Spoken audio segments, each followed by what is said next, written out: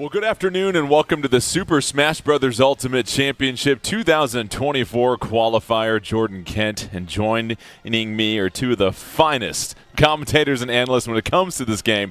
We've got EE and we've got Charles, and it's been a beautiful day here in Seattle, Washington. Charles had some delicious French toast. EE, you saw a boat, so I know you're ready to go here. But this is our second weekend of action, and last weekend we saw the Southeast and the Southwest compete. Today will be the Northeast and the Northwest. And let's start with you, EE. What have you enjoyed the most over the competition we've been seeing? Well, I'll tell you what, you mentioned the boats, man. It's only right that we sail in some good competition. Last week was awesome. We saw Teapot take it with Terry, and then Zach with Bowser Jr. Very unique characters. I feel like we're going to get the same here. When I look at this character diversity, it just lets me know, Jordan, that the online scene is alive and well. And Charles, you were reiterating a lot of these same things that EE was saying. You love the fact that we're seeing so many different fighters on display, and more on that a little bit later because we have some surprises coming your way. Oh, yeah, absolutely. And here in the northern region, we got some stronger fighters coming through, especially that Daisy. That Steve is a character that, you know, amongst the competitive scene, really viewed as the strongest character in the game. So we have two Steves already lined up for the northern regions. Really excited to see how Steve is going to do alongside of these other fighters. Plus, we do have some curveballs already. We have the Lucario and the Wii Fit locked in for this very first region we're about to go over. So really excited to see that, Jordan. And one massive curveball coming your way a little bit later here. But let's check out the bracket for the Northeast region. We'll be starting with that part here in a moment. We have Masassa, Steven Yu, Numbers, Armadillo, EE. You know a lot of these faces. You're excited to see them. I very much so am. I actually like the fact that Mikasa is lined up against Steven Yu because I think Daisy, a.k.a. Peach, does very, very well in that matchup, so that could be very exciting. And, of course, Numbers and Armadillo, kind of staples in our competitive scene, so to see them make an appearance in a bracket like this, again, let you know, online scene, great practice grounds, and, of course, who doesn't like to compete at a Nintendo event?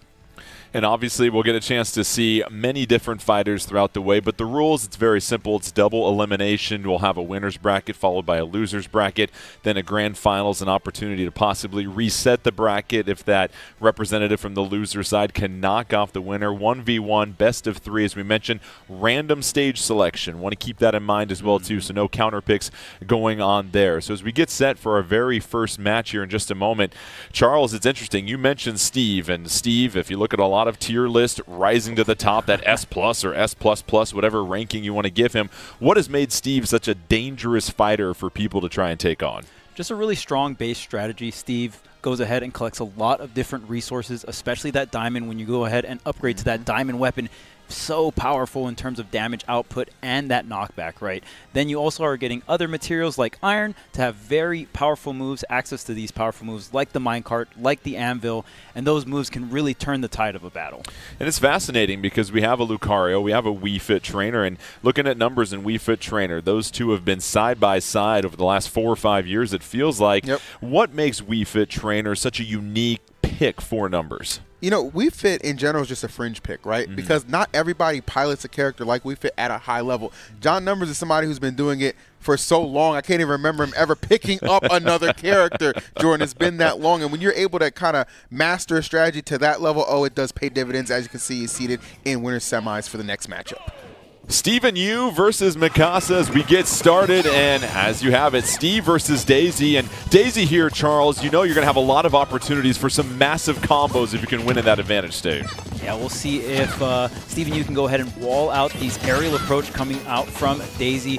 Daisy has one of the most unique mechanics in Super Smash Bros. It's going to be that float mechanic, right? You can really stay in the air and choose when you want to come in with what aerial, as well as getting the different turn-ups, right? So you can stand back as Steve is mining to have some different options. Slight advantage right now for Masassa, doing an excellent job here, EE, of controlling the stage, which is hard to do against Steve. Oh, 100%. Masassa understands, like, you know, Steve is not the character. You have to have calculated patience, right? Because you don't want to give too much space and allow for all that mining to take place. But a character like Daisy, able to have good rush-down ability, and you're seeing it paying off very much so here. Triple digits already for this Steve. Searching for an answer that may not come. Masassa close to getting the KO, trying to pursue and take the first stock from Steven Yu. Steven Yu hasn't really got comfortable, takes the first one just like that, Charles. Great movement coming out from Masassa, and that's what you want with the Daisy. You want to maneuver around Steve. Steve has very powerful items and so much scaling with the resources, but mobility is not on the side of Steven. And obviously, if you're Steve, you got to try and get to that diamond. That's going to make a huge difference. Makes a huge difference in relationships as well, too, EE. But so far, cannot get to those resources. Finally getting an opportunity, but Masassa trying to hang on strong still in that first stock. Did an excellent job explaining why I'm still single, Jordan, and some single digits in percent. I'm just trying right to help now. you out as a wingman, brother.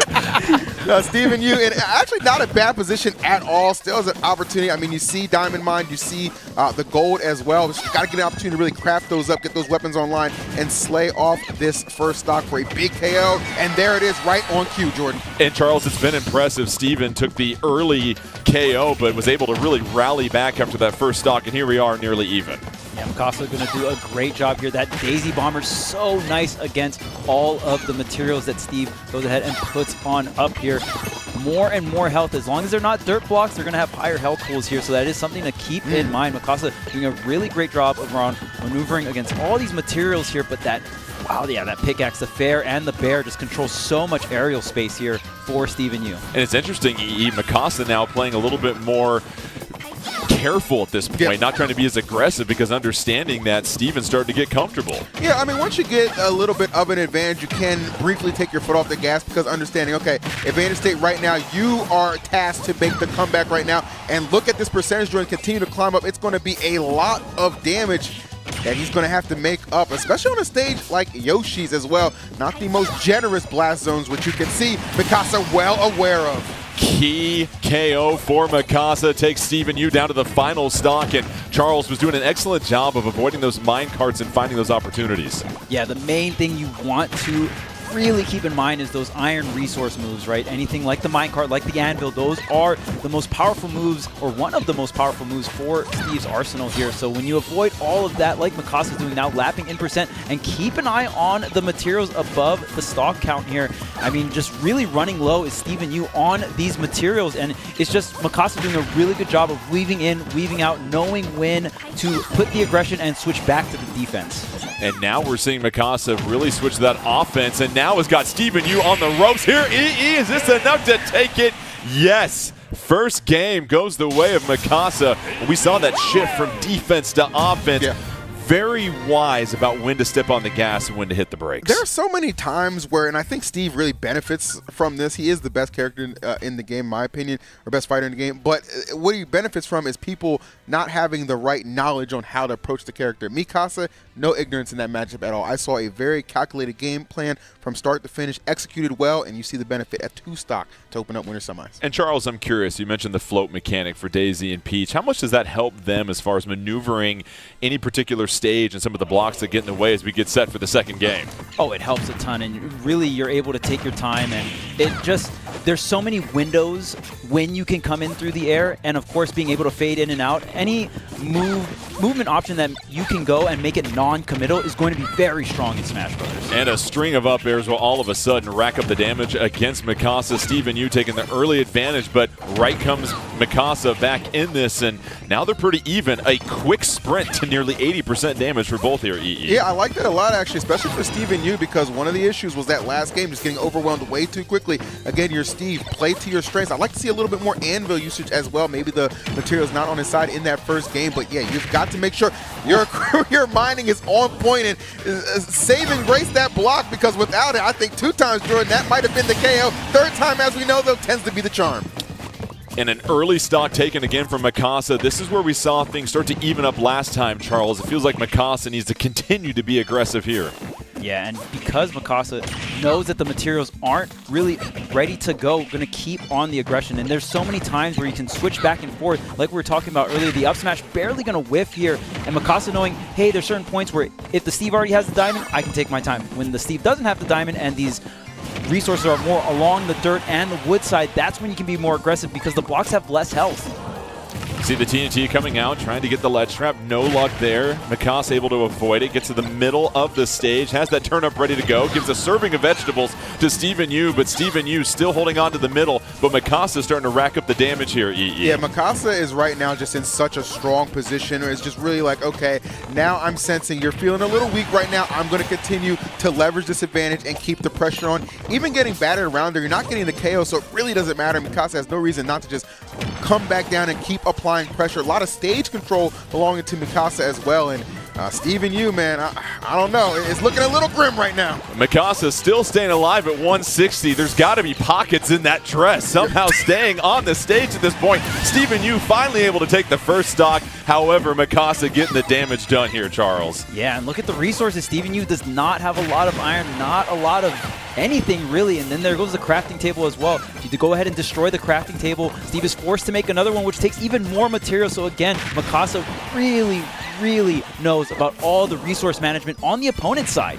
Masassa with the 1-game lead already will advance in our bracket if they can take this second game. Stephen Yu trying to hang on. Second stock goes down. Masassa with a sizable lead here, EE. Yeah, that back air was so perfectly placed and sizable. That might be an understatement, Jordan. This is a dominating performance from Masassa, who continues to not let any of this pressure unrelenting, jailed on the right side right now. Is there any escape? You're going to have to pay that percentage tax just to get back. Stephen Yu can't build a comeback at this moment, just struggling to get back on the stage. Total domination by Masassa. Finally, Stephen Yu able to get into the middle of the stage, but here Charles has an uphill battle, certainly with the remaining part of this game.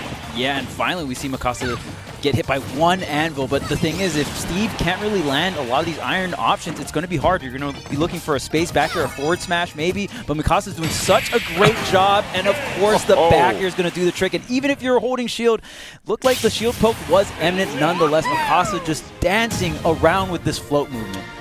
Dominant, as you said here, EE, and just the ability to manipulate your movement in the air. It really made Masassa a difficult target to hit, and we just saw the accuracy seem to have an answer for anything that Stephen Yu was trying to build there. Yeah, I mean, when you're in a situation where you're getting pressured that much, and you cannot get any of your resources, set up any kind of like comfortable barrier strategy, it's going to be a very, very long set, well, short set in that case, but you know what I mean, like the battle itself, it can be very grueling. So Masassa came in very prepared, and Stephen Yu just no answers. It happens sometimes. First match in the books as Masassa advances 2-0 over Stephen Yu. We'll pull up that bracket here in just a moment as we take a look at the path to the grand finals. So that'll send Stephen Yu down to loser semifinals.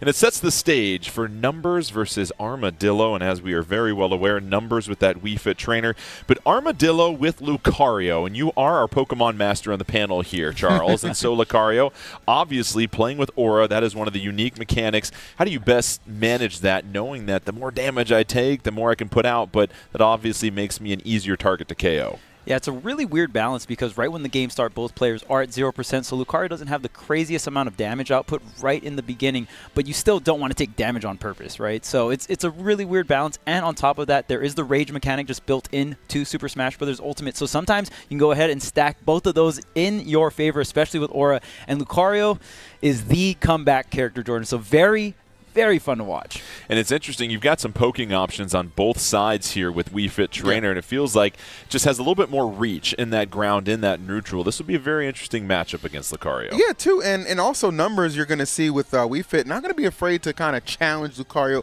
off stage, especially. Like, there is a hitbox on that extreme speed recovery now, but Wii Fit has a number of ways to just kind of interrupt that, you know, whether it be the header attack, sun salutation, a number of tools to go off there. And a lot of times, sometimes that nair is enough to get the job done. This character's got a lot of physicality that people don't often appreciate. Where does Lucario have the advantage here? Because obviously the speed advantage on the ground is going to Wii Fit Trainer. Where does Lucario find the edge? This matchup is going to be interesting because both characters have some kind of charge move, right? The Sun Salutation and the Aura Sphere. So it'll be both of them kind of using their projectiles, really trying to leverage one or the other. Lucario definitely needs to shield pressure Wii Fit in the front of the shield because the back air out of shield so fast. And as long as Lucario can hold on to the stock, that's the main thing Lucario players always looking in any matchup.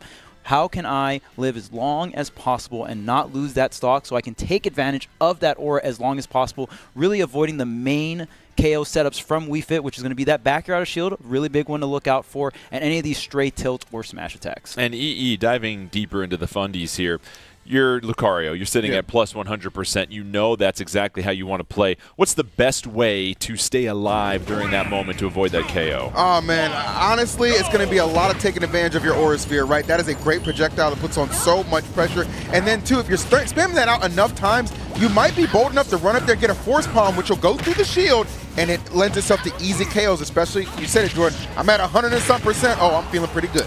And already, Armadillo nearly at 100%, and we are less than 20 seconds in. Wow, you blinked, you missed it.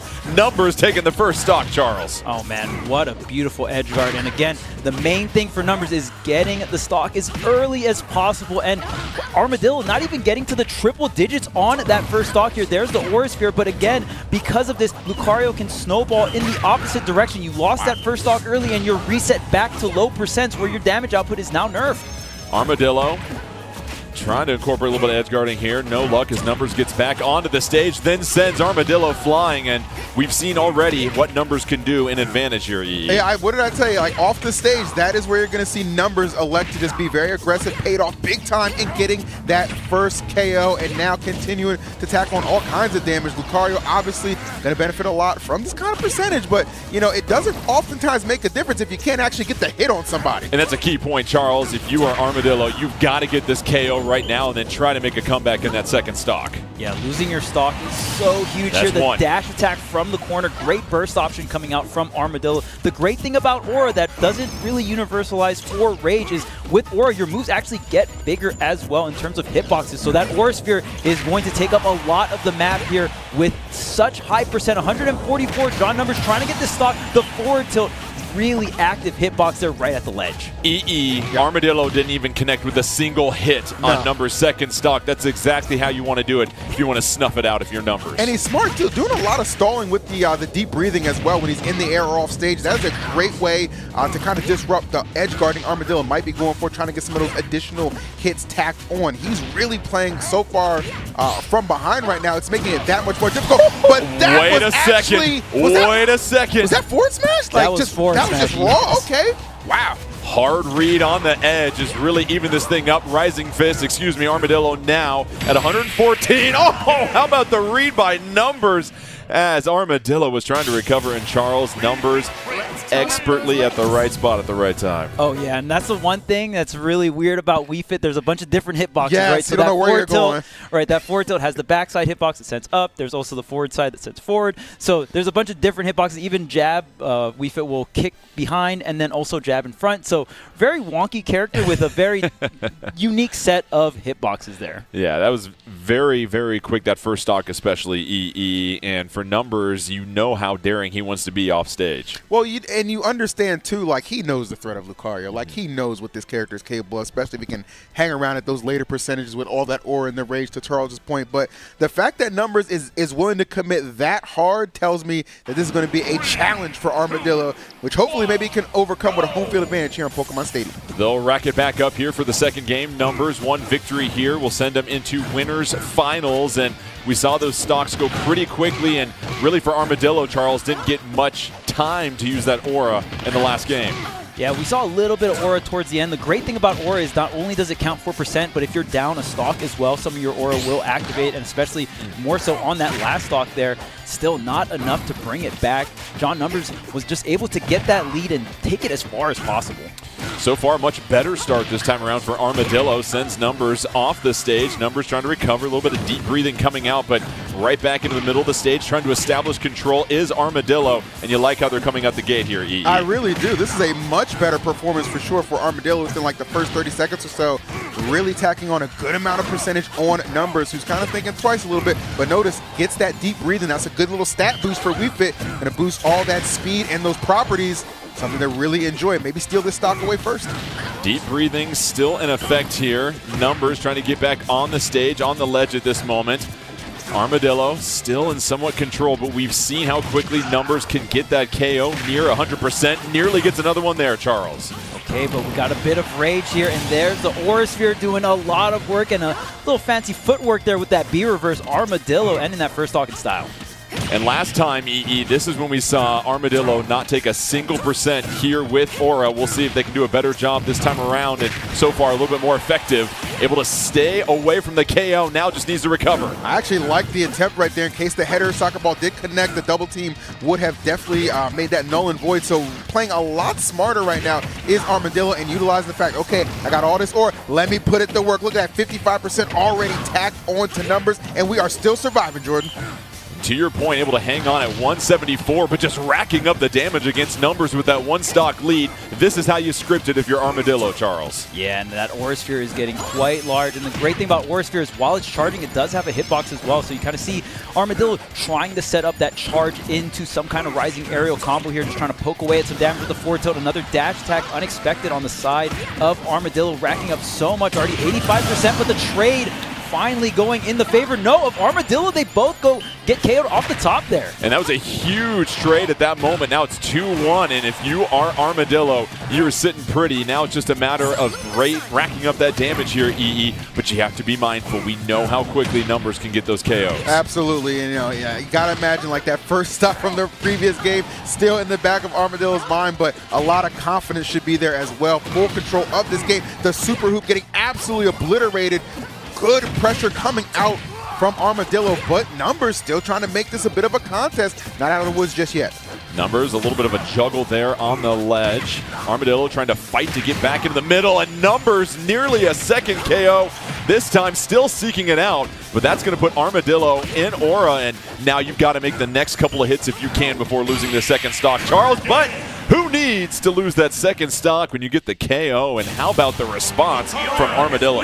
Yeah, and I mean, Armadillo just doing a great job there. The up air to seal out the stock and holding on to two stocks with all that aura, with all that rage. And again, Lucario can just be such a crazy character because we saw that first game. Armadillo lost that first stock and snowballed not so much in his favor, but the second game, the exact opposite, Jordan.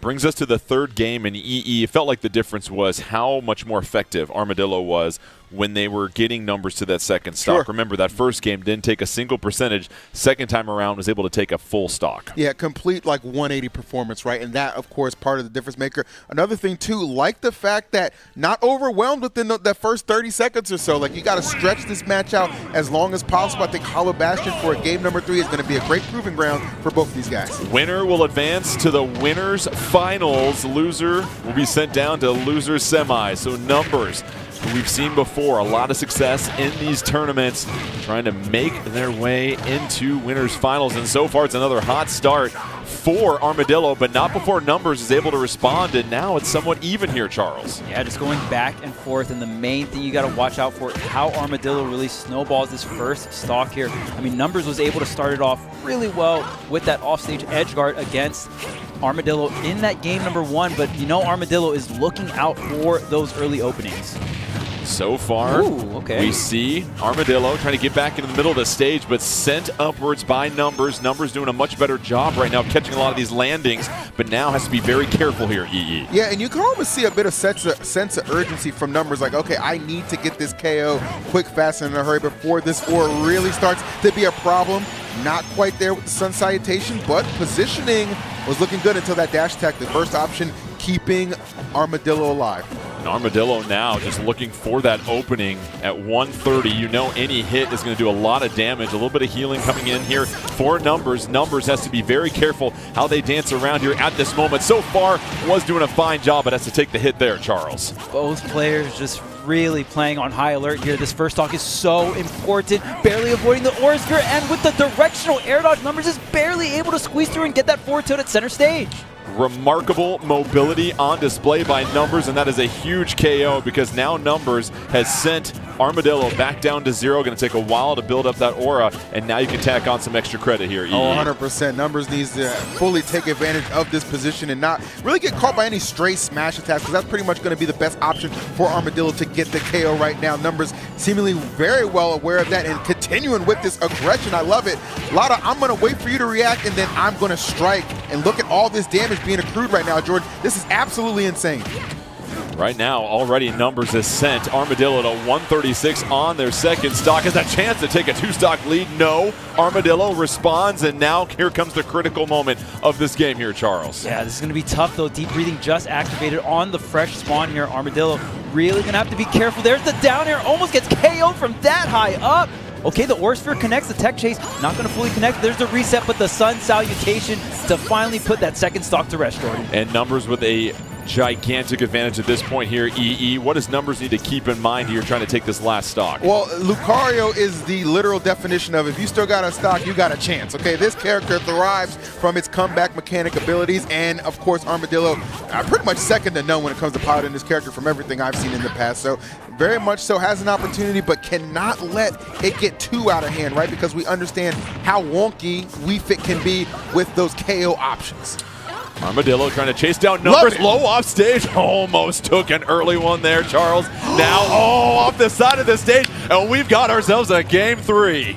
What an edge guard coming out from Armadillo, using the B-Reverse Aura Sphere to get that singular hit into the back air. One of Lucario's strongest moves here. Here's the up throw combinations, already 24%. And wow, this is going to go down to the wire, Jordan. And that came off a beautiful parry as well, too. And so now Armadillo trying to hang in there. Aura is activated, but all of a sudden, Numbers is going to get a chance to try and catch you. Now it's Armadillo, control of the stage, sending Numbers off the stage. And at this point, EE, if you are Armadillo, you are starting to get a little bit closer to possibly sending Numbers into the KO zone. I honestly think this is going to come down to somebody's landing just getting completely called out and just a smash attack being the finishing option right now. That is what I'm thinking. Like, fear will dictate who takes this round, and there's a lot of it to go around right now as Armadillo is on the hunt. Armadillo trying to mount the comeback. Winner advances to winners finals. Numbers sends Armadillo off the stage.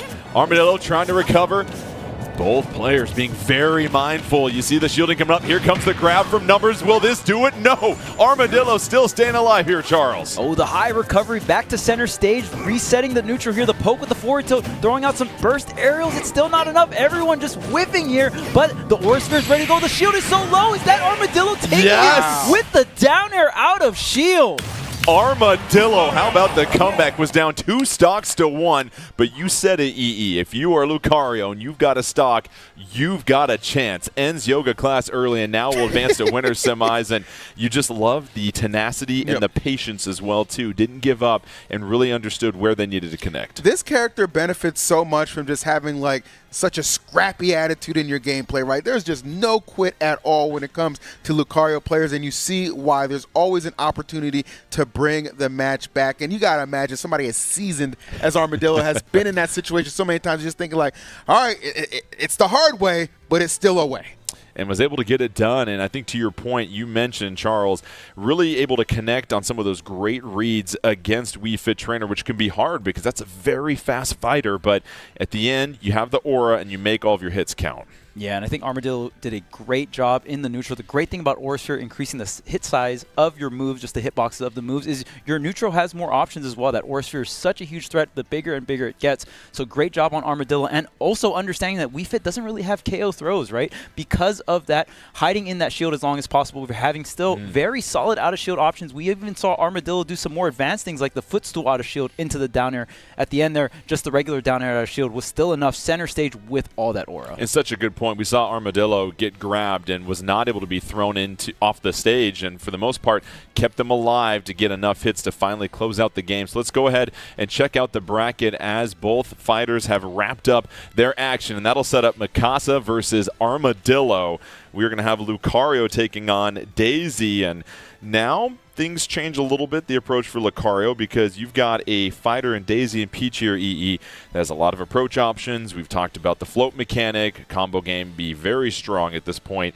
What does Armadillo need to keep in mind as you get set to take on Daisy and Peach? You know what? It's going to come down to understanding, okay, combo food. I may be combo food right now. Like, I'm going to take a lot of damage, and sometimes at the beginning of it, the benefit to that, though, is you're seldomly going to eat the KO right at the start, right? So, okay, just got to reassess my position and really start throwing some combos back myself. Understand the fact, too, I got all this aura. Once again, let's take advantage of it. That's all this character is. Let's take advantage of the aura, okay? Let's turn the negatives of, oh my gosh, an 80% combo into, oh, that's 80%. I'm just juicing up right now. I'm ready to go. You know what I'm saying? So, and Charles, I imagine it's very important if you are Masassa to get those KOs as soon as you start to send Lucario into aura, because that's all that Lucario is really going to be able to have an advantage over you with, is that aura mechanic.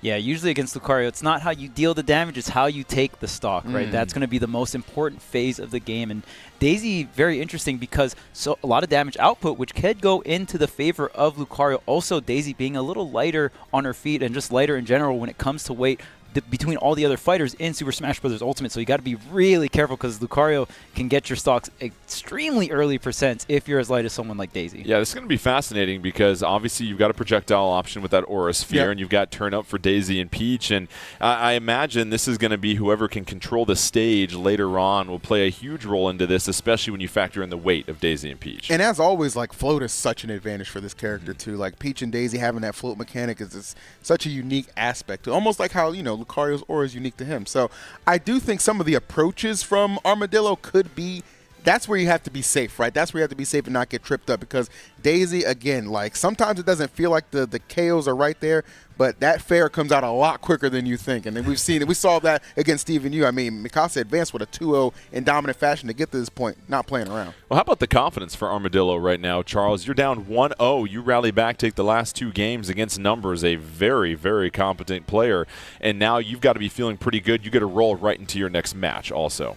Yeah, and I think for Lucario, I think you'd rather go up against Peach just because you have, you know, just lighter, and you don't have to deal with deep breathing. Deep breathing is a very strong tool against Lucario because you just power up with deep breathing, right? And we saw John Numbers, even though the throws wasn't getting a KO, from the throw you could set up into deep breathing, you know, become more powerful to get rid of the stock. And for Peach and Daisy, not so much the case. So it'd be really interesting. And Peach and Daisy are very funny because it's a very meta character, very strong character, but can lose to a lot of not so popular characters, and I think Lucario definitely falls under that category. Yeah, Lucario now sitting at the cool kids table, apparently, when it comes to the tier list and everything. But this is why we love these tournaments. We're going to see everything.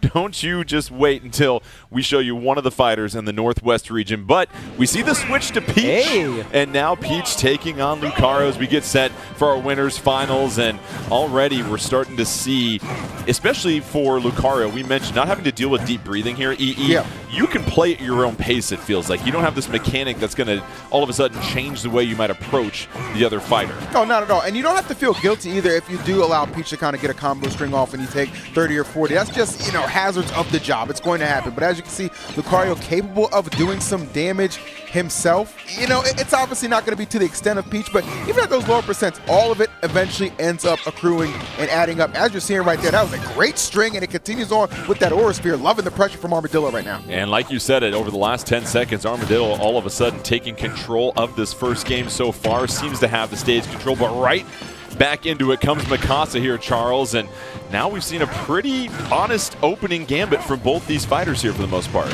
And here we also have the grab here, trying to go for that B-reverse run-off, and again, the Aura Sphere doing a great job of controlling so much space, but that down smash setting up for a really good situation with the turn-up in hand. Even more damage now into the triple digits here. Peach does have a handful of moves that can hit extremely hard, especially that up smash if Peach is able to connect it, but there's the force palm, and there's the sequence. There goes the stock, Jordan. Youch is all I've got to say. So first stock goes down for Masassa, and now for Armadillo. This is where you got to make it count. This is when you have to try and build that advantage for that next stock, and so far, Armadillo can't even get back on the stage. Oh, yeah, well, you know what? It's fortunate, even at that higher percent, it's just going to boost up that extreme speed and give you even more distance on that recovery, making it from, I mean, just flirting with the blast zones, but not tasting it and still surviving. Small battlefield being very gracious to Lucario right now, as Armadillo does a great job in extending this lead, and that damage output only continues to get more scary.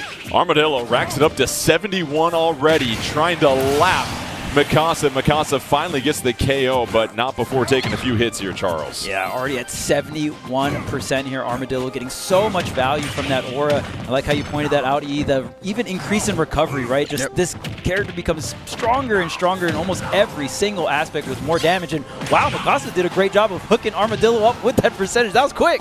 It really was. A couple of combos racked it up, and now Armadillo just shy of that aura really kicking in, and you see Masassa get back onto the stage, blocks the Aura Sphere, avoids that, but all of a sudden has to take the dash on the other end, and so far Armadillo doing a nice job of maintaining the middle of the stage here. Oh, 100%, and there's a lot of intimidation that goes in when you see an Aura Sphere that large, right? Like that is, you know, some Goku Spirit Bomb type stuff that you are just not trying to mess around with, so it will definitely add some intimidation. What I'm thinking is maybe Armadillo trying to catch Masassa sitting in that shield, but we'll settle for a back air as well. Clears out that stock easily. Armadillo one stock away from taking the first game in that aura, has an opportunity to build themselves a real nice advantage heading into the final stock, and now just chasing down Daisy and Peach.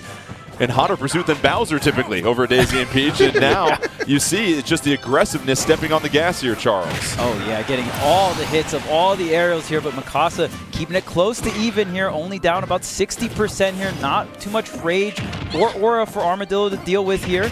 Masassa getting some of the damage or some of the openers here, down air, but floating away off stage. The up airs have been doing so much work for Armadillo, especially that previous set. Got a lot of stocks against numbers with that move, but Masassa doing a great job of avoiding it. Now off stage, the air dodge does not get caught. Oh, the extreme speed on the parasol would have been nice, Jordan. And here we go. You see a couple of those reads. Masassa doing a fine job of avoiding him from Armadillo, but we are essentially even on the final stock. Masassa at 120, and now it's just going to be a matter of who can get the next little string going here. Yeah, that force palm just being like an inch off of connecting would have absolutely put that stock to rest. But again, the aggression paying off for Armadillo makes it happen in game number 1. And Charles, you have been calling it out, that Aura Sphere and the size of it. You saw caught Daisy and Peach, brought them in for a combo right at the end that set up the KO. Yeah, and the great thing about Lucario is not only you have this huge hitbox being the Aura Sphere, especially when your aura is boosted, there's a lot of air mobility with Lucario, and along with your special moves, you're able to manipulate and do all these B reverses, all this fancy movement. So you see Armadillo just bouncing left and right, and Peach is all about staying in the air. So if you can have these great air-to-air options like the Aura Sphere, Masassa did a wonderful job not getting hit by too many, but at the very end there, finally gets caught by one. Armadillo, if they take this game, they will move to grand finals. Yep. But Masassa, as we've seen before, very competent and already getting things to 54%. What's the adjustment here for Masassa and Peach after game 1 here? Well, I would say, you know what, the percentage is going to come as we very much so know that, Jordan. But what you have to take advantage of, too, is when you see Lucario at 120, at 130, has to be a sense of we need to get this KO quick, fast, in a hurry. Because when this character is allowed to stay around as long, you see how that can just snowball out of control. Grab out of shield into the back throw. Does an excellent job of creating a little bit of airspace. And now it's Masassa control this stage and sniffs that one out in midair. That was just a great interception, too, right? Taking advantage of the fact, like, okay, I've seen this extreme speed before. I know sometimes you like to be a little preemptive with the recovery. I'm just going to cut you off at the pass, and I'm going to enjoy a great lead. And you can see it, Jordan. This has all the makings of trying to take it to a game 3. And Masassa looking very comfortable at this point, chasing. Oh, before we say any more, sends Masassa north. And now Armadillo sitting at 84%, tied at 2 stocks apiece. This is your opportunity to make that comeback. Just got to stay alive here and let that aura do its work. 100%. Nice. I like actually going for the air dodge back to the ledge instead of just going for the extreme speed. Understand there's a little bit of lag on that recovery, so you don't want to leave yourself vulnerable. Great hit on the Aura Sphere. This is really slick play right now from Armadillo. And good gracious. Armadillo, don't call it a comeback now with a 2-1 stock lead. Masassa has to get this KO quicker. This is going to be a rough final stock. Armadillo 1 game away from grand finals, chasing down Daisy and Peach. All of the aerials coming out, and now Masassa can't land despite all that aerial mobility. Let's wrap it up. Armadillo moving on to grand finals, and that was a quick 2-0 against Masassa, who we thought was looking like the heavy favorite coming in. That force palm off stage was some nasty business to finish that off. And you'll notice one thing about Armadillo that's very interesting to me. Anytime he gets a situation where he's in the lead, he has that aura, he just takes, like, he becomes the aggressor. You notice the combo routes he kept choosing to use against Peach. Aggression, aggression, aggression. And then, oh, you're off the stage on the right side. Oh, you're trying to come back. No, I'm going to put these fists out right now, and that's going to be it. And that's what really stood out to me. Masassa could not land safely, had no opportunity to really get back on the stage and reestablish neutral, just had to really avoid Armadillo for the majority of that second game. And you saw, once you had Aura, you were just chasing down Daisy and Peach and just made life miserable for them. Yeah, it's such an interesting decision, too, because you understand, like, okay, so, you know, sometimes Lucario players, they'll elect to be a little more passive, like, all right, well, you have to come to me, you know what I'm saying? He was like, no, I'm going to bring the fight to you because I understand my advantage state. What I have right now is going to put the fear in you, and sometimes that can be enough. Well played by Armadillo. And obviously when we check out the bracket, you'll see the fact that Armadillo now advances to grand finals. 2-0 over Masassa. Don't forget, Armadillo was down 1-0 against numbers, rallied back to 2 games. So, Canada, Armadillo representing the northern country here as we get set for losers semifinals here in just a moment. But before that, Charles, you saw, got up out of his seat, moved on over, and Charles is going to break down some action for us over at the prompter. Charles, what do you got for us? All right, so I have the insane Game 3, the comeback coming out from Armadillo. As you can see, the percentage and the stock counts definitely in favor of numbers here, and Armadillo did a fantastic job. This was a great sequence, ending with the edge guard here to bring this back to even stocks. And like E said, as long as the stocks are even, Lucario will always have a chance. So let's go ahead and break down this play here. It all starts off with Armadillo off stage here, so we can go ahead and play the clip here. Off stage, we're going to use the extreme speed to get back on the stage. Great that it has a hitbox, so dipping underneath here. And then we can pause it right here. Now, the deep breathing is coming out from John Numbers. Now, deep breathing, very good in many aspects. It's great defensively and offensively, right? Because you get that buff, and it also stalls you out in the air. So you see a lot of Wii Fit players, right after they get hit, they'll try to set up the deep breathing for free. Armadillo being very aware of that. You already see the jump coming out from Armadillo. So Armadillo wants to get out here and punish John Numbers for going for this deep breathing. So we can go ahead and play the clip. Goes off stage here and gets the down air. Right after this down air connects, you almost think that John Numbers loses the stock, but Armadillo wants to reset back to ledge. So we can go ahead and pause it here.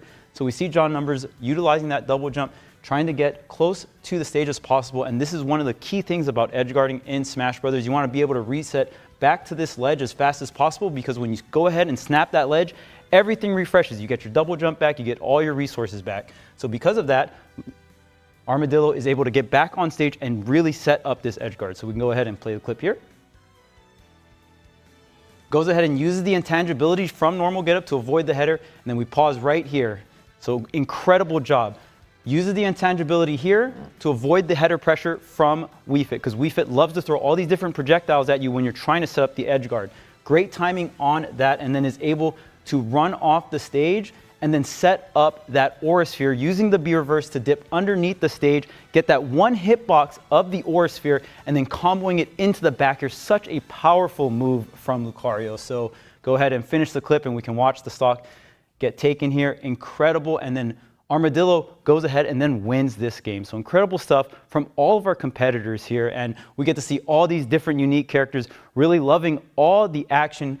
Lucario all the way grand finals. Very, weird character here, but just very fun to watch as well. So if you guys want to see some more Smash action, make sure to stay tuned.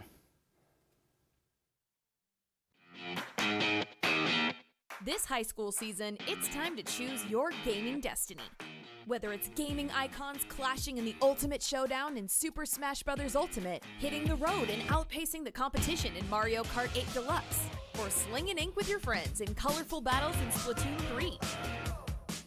Bring competitive Nintendo gaming to your high school through Play Versus. Learn more about the upcoming season by visiting playvs.com.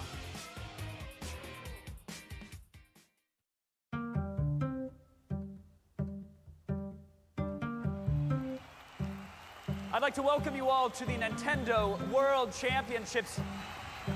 An electric crowd here. The batteries are charged. Before I walked out onto stage, I was incredibly nervous. It was my first time in that sort of environment. The audience was insane. We're wild. I'm having the best time of my life here. There were lasers everywhere, the music was blasting, and you're on stage and everybody's cheering and everybody's... I mean, my mom's the loudest person in the audience, right? You can hear her over everybody else. Right! Yeah! I'm excited to go on stage, I'm excited to play, and I'm going to do the best I can. Some unbelievable performances that we saw in this first round. Am I going to walk out of here the best of the best? Or am I just going to be another average gamer? It was a lot of emotions at once that me as a 12-year-old was kind of thrown into. Like, this is really like the top level. Those moments are what this championship was made for. There was a few people who I felt like were very gifted at games. It just happened to be my day. Ladies and gentlemen, we have ourselves a new Nintendo World Champion. After the competition, I was definitely feeling in my head, I can do better. I can come back. I can have some sort of redemption arc.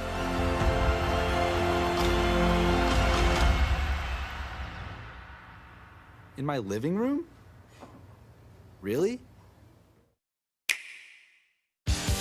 Bring the excitement into your own home with the Nintendo World Championships NES Edition game. Challenges include racing to grab the Super Mushroom, defeating the Octoroks as fast as you can, reaching the gate as quickly as possible, and so many more. Take on over 150 challenges from across 13 different NES games. Aim for the best time in speedrun mode. Compete for the top spot in the World Championships weekly global online leaderboards. Or take the competition to the couch with up to 8 players in party mode.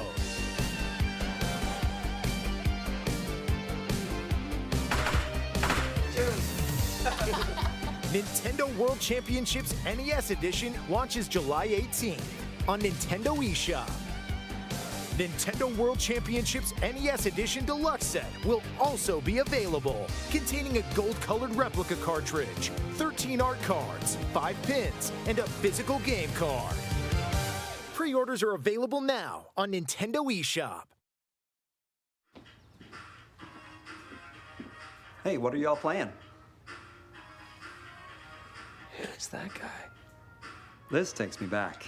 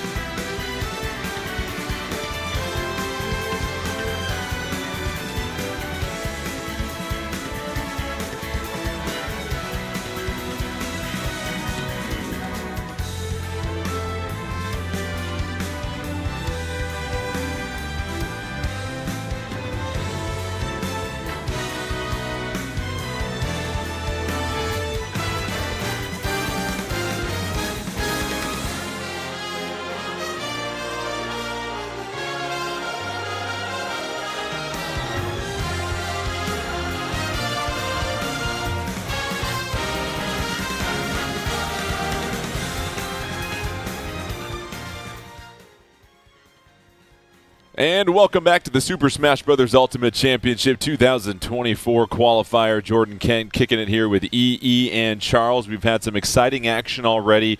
Armadillo making their way to grand finals, and we'll go ahead and check out the bracket here and let you know the path on the loser side of the bracket. It's going to be Steven Yu versus Numbers first. Winner of that will take on Masassa, and they'll finally get a chance for some revenge against Armadillo. And let's set up this Steven Yu versus Numbers matchup. We're going to see a Steve versus a Wii Fit trainer, and now all of a sudden, I don't know if you've ever done yoga here, Charles, but they do use blocks in yoga, and sometimes that aids you, but in this situation, some of those blocks are going to make things difficult for Wii Fit trainer.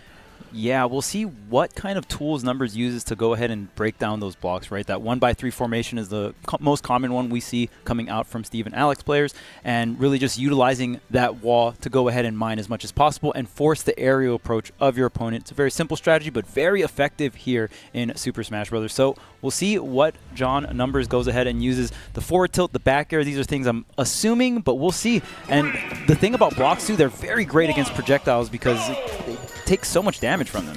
And just a reminder, it's random stage selection as well, too. And now it really feels like here at EE, Steven Yu has just got to find some space and some time to gather up those resources. Yeah, I would hope since the last time we saw Steven Yu, maybe been in the lab a little bit, getting those hands warmed up, because it was definitely not the prettiest encounter in semis earlier against Mikasa. But that's okay.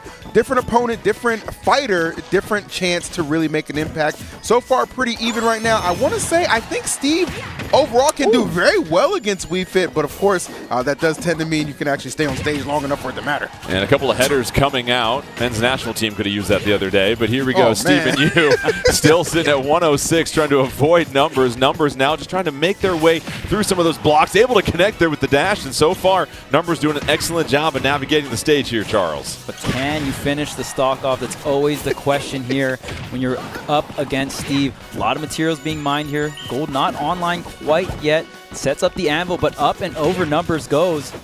Finally, the gold online here. We'll see if it gets crafted up. No, just going to go ahead and try to get more mining, and Numbers doing a great job getting through the obstacle course, but the up smash almost taking that stock. Yeah, Steven Yu nearly snuffed that one out, and now a little bit of a trade. All of a sudden, Numbers flies off the stage. First KO for Steven Yu, trying to just mine for a couple more resources.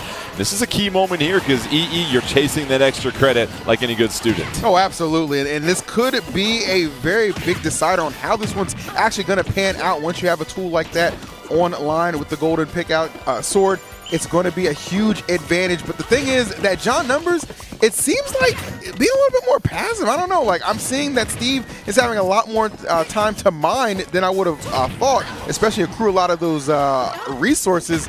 And you can see the difference right now, like Numbers with no answers for this devastating Steve play. And Charles, that's what's interesting. Wow. Numbers, all of a sudden, second stock is gone. And now a huge lead for Steven Yu. And Charles, it feels like Numbers was just being a little too passive until they finally get the first KO. Yeah, but I mean, now look at all the resources on the side of Steven Yu. And that's the one thing. Steve is such a great character at punishing passive play here because the resources just accumulate and can snowball in the favor of Steve here. And of course, that blocking that up special, the super hoops coming out from Wii Fit, and it's just going to be pretty devastating here. We'll see if John Numbers can go ahead and make this one stock comeback. Okay, nair into up smash. Great two-piece connection coming out from Numbers here. Now we see a little bit more aggression running through the blocks. I like that. Could open up a possibility here, Jordan. And here is Numbers still trailing. Final stock, Steven Yu in control, as we mentioned before, trying to get back onto the stage, does so. However, that deep breathing in affects your EE. If you're Numbers, you have to get the stock here to try and even this out as fast as possible. Yeah, and at the same time, you have to avoid just allowing that percentage to continue to climb, right? Just putting yourself further and further closer to those KO percentages that you know a diamond tool from Steve will certainly lend itself to. Numbers are very well aware of that. Love the pressure. Almost tried to frame trap, but not going to get it. As I like the fact that Steve Yu didn't give up a defensive option, but he is going to get hit with that back air. That's going to seal it up for Numbers. Let's go. Some nominal healing from Numbers, but facing a little bit of a deficit into the final stock. But the issue is here, Charles, Steven Yu doesn't have quite the same resources as we saw to start off the last stock. Yeah, going to have to start from all the way from zero here. No upgrades on the item except the iron. Directional air dodge. Numbers going to fall all the way down the header to stall a little bit. Both players getting back onto the stage. Still Steven Yu sitting at a pretty good percent here, but again, going to have to work hard for these materials. And you see, because of that, Numbers just playing a little bit more upfront. I love the directional air dodge on top of the blocks as well, because once the blocks disappear, you're not lagging from the air dodge, Jordan.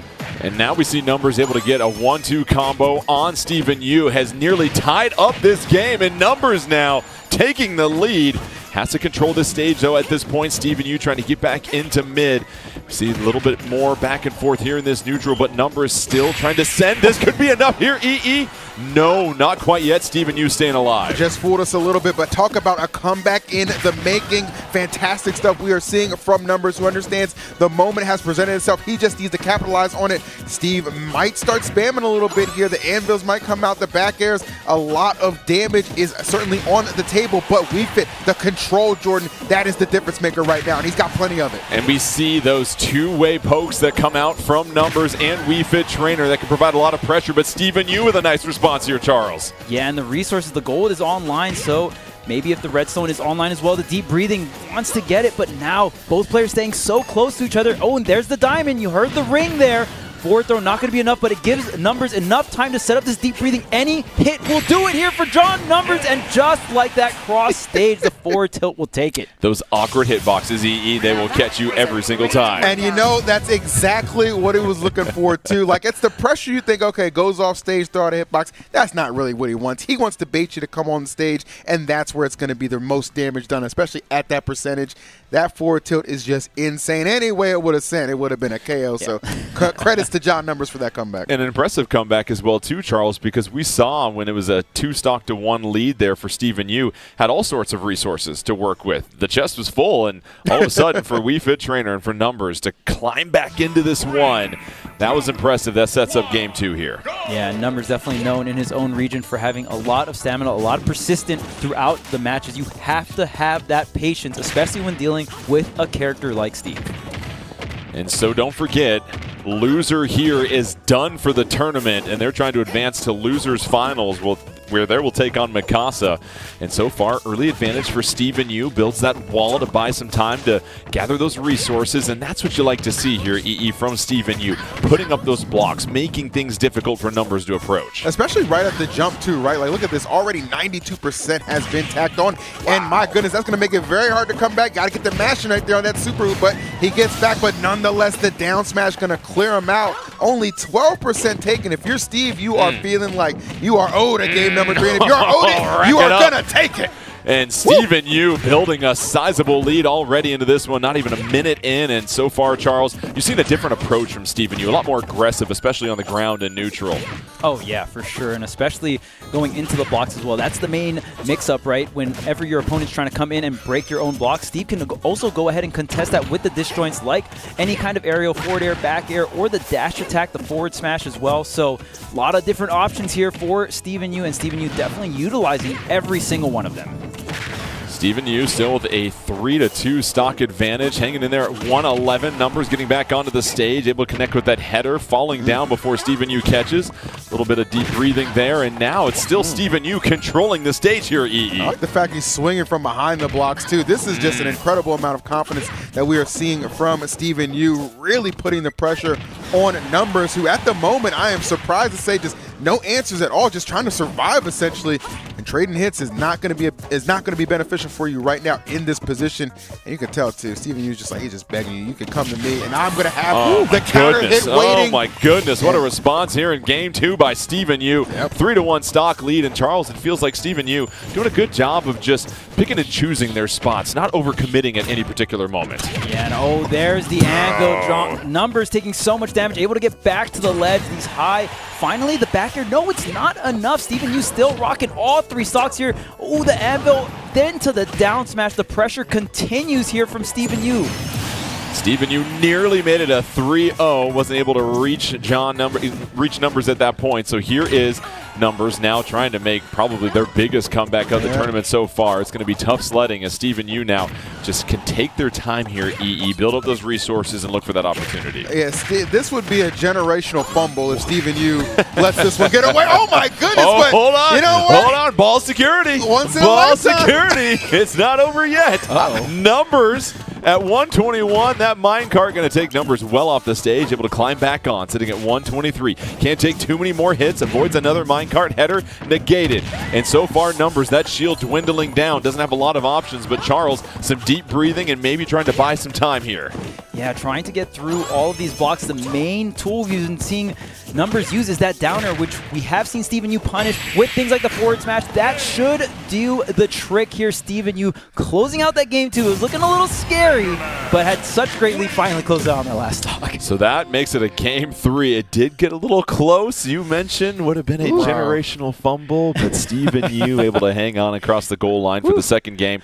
Sets up game 3 here, and that means whoever wins here will continue their tournament lives. And it really felt like early on that Steven Yu had a lot more time to build those resources and build those blocks, and just made the path that much more difficult for Numbers. And I think a lot of that came from the fact that Steven Yu elected to take a more aggressive approach in that game. And you saw it like from start to finish, it was like hit. I'm trying to get this stock going, get that KO just off with that percentages, just continuing to accumulate. It was a really, really good strategy. I'd like to see if he can continue it. This, of course, is going to be a little bit of a larger stage in Kalos, so we'll see how it fares for both. Game 3, and already Numbers racing out to the lead, but then how about the response by Steven Yu? Nearly a 50% combo, Charles. Yeah, and I mean, this stage, like he mentioned, very large, and the materials are going to be different for Steve as well, a bit more iron. But because of that, going to mine a bit slower here, so we'll see how that affects the pacing of the match, going up and over the 3-block formation. John Numbers catching the landing. Okay, just going to go forward throw here, get rid of the blocks, and just getting rid of the setup. And wow, Steven Yu very aggressive off the ledge with these get-up attacks, but not been punished a single time for him.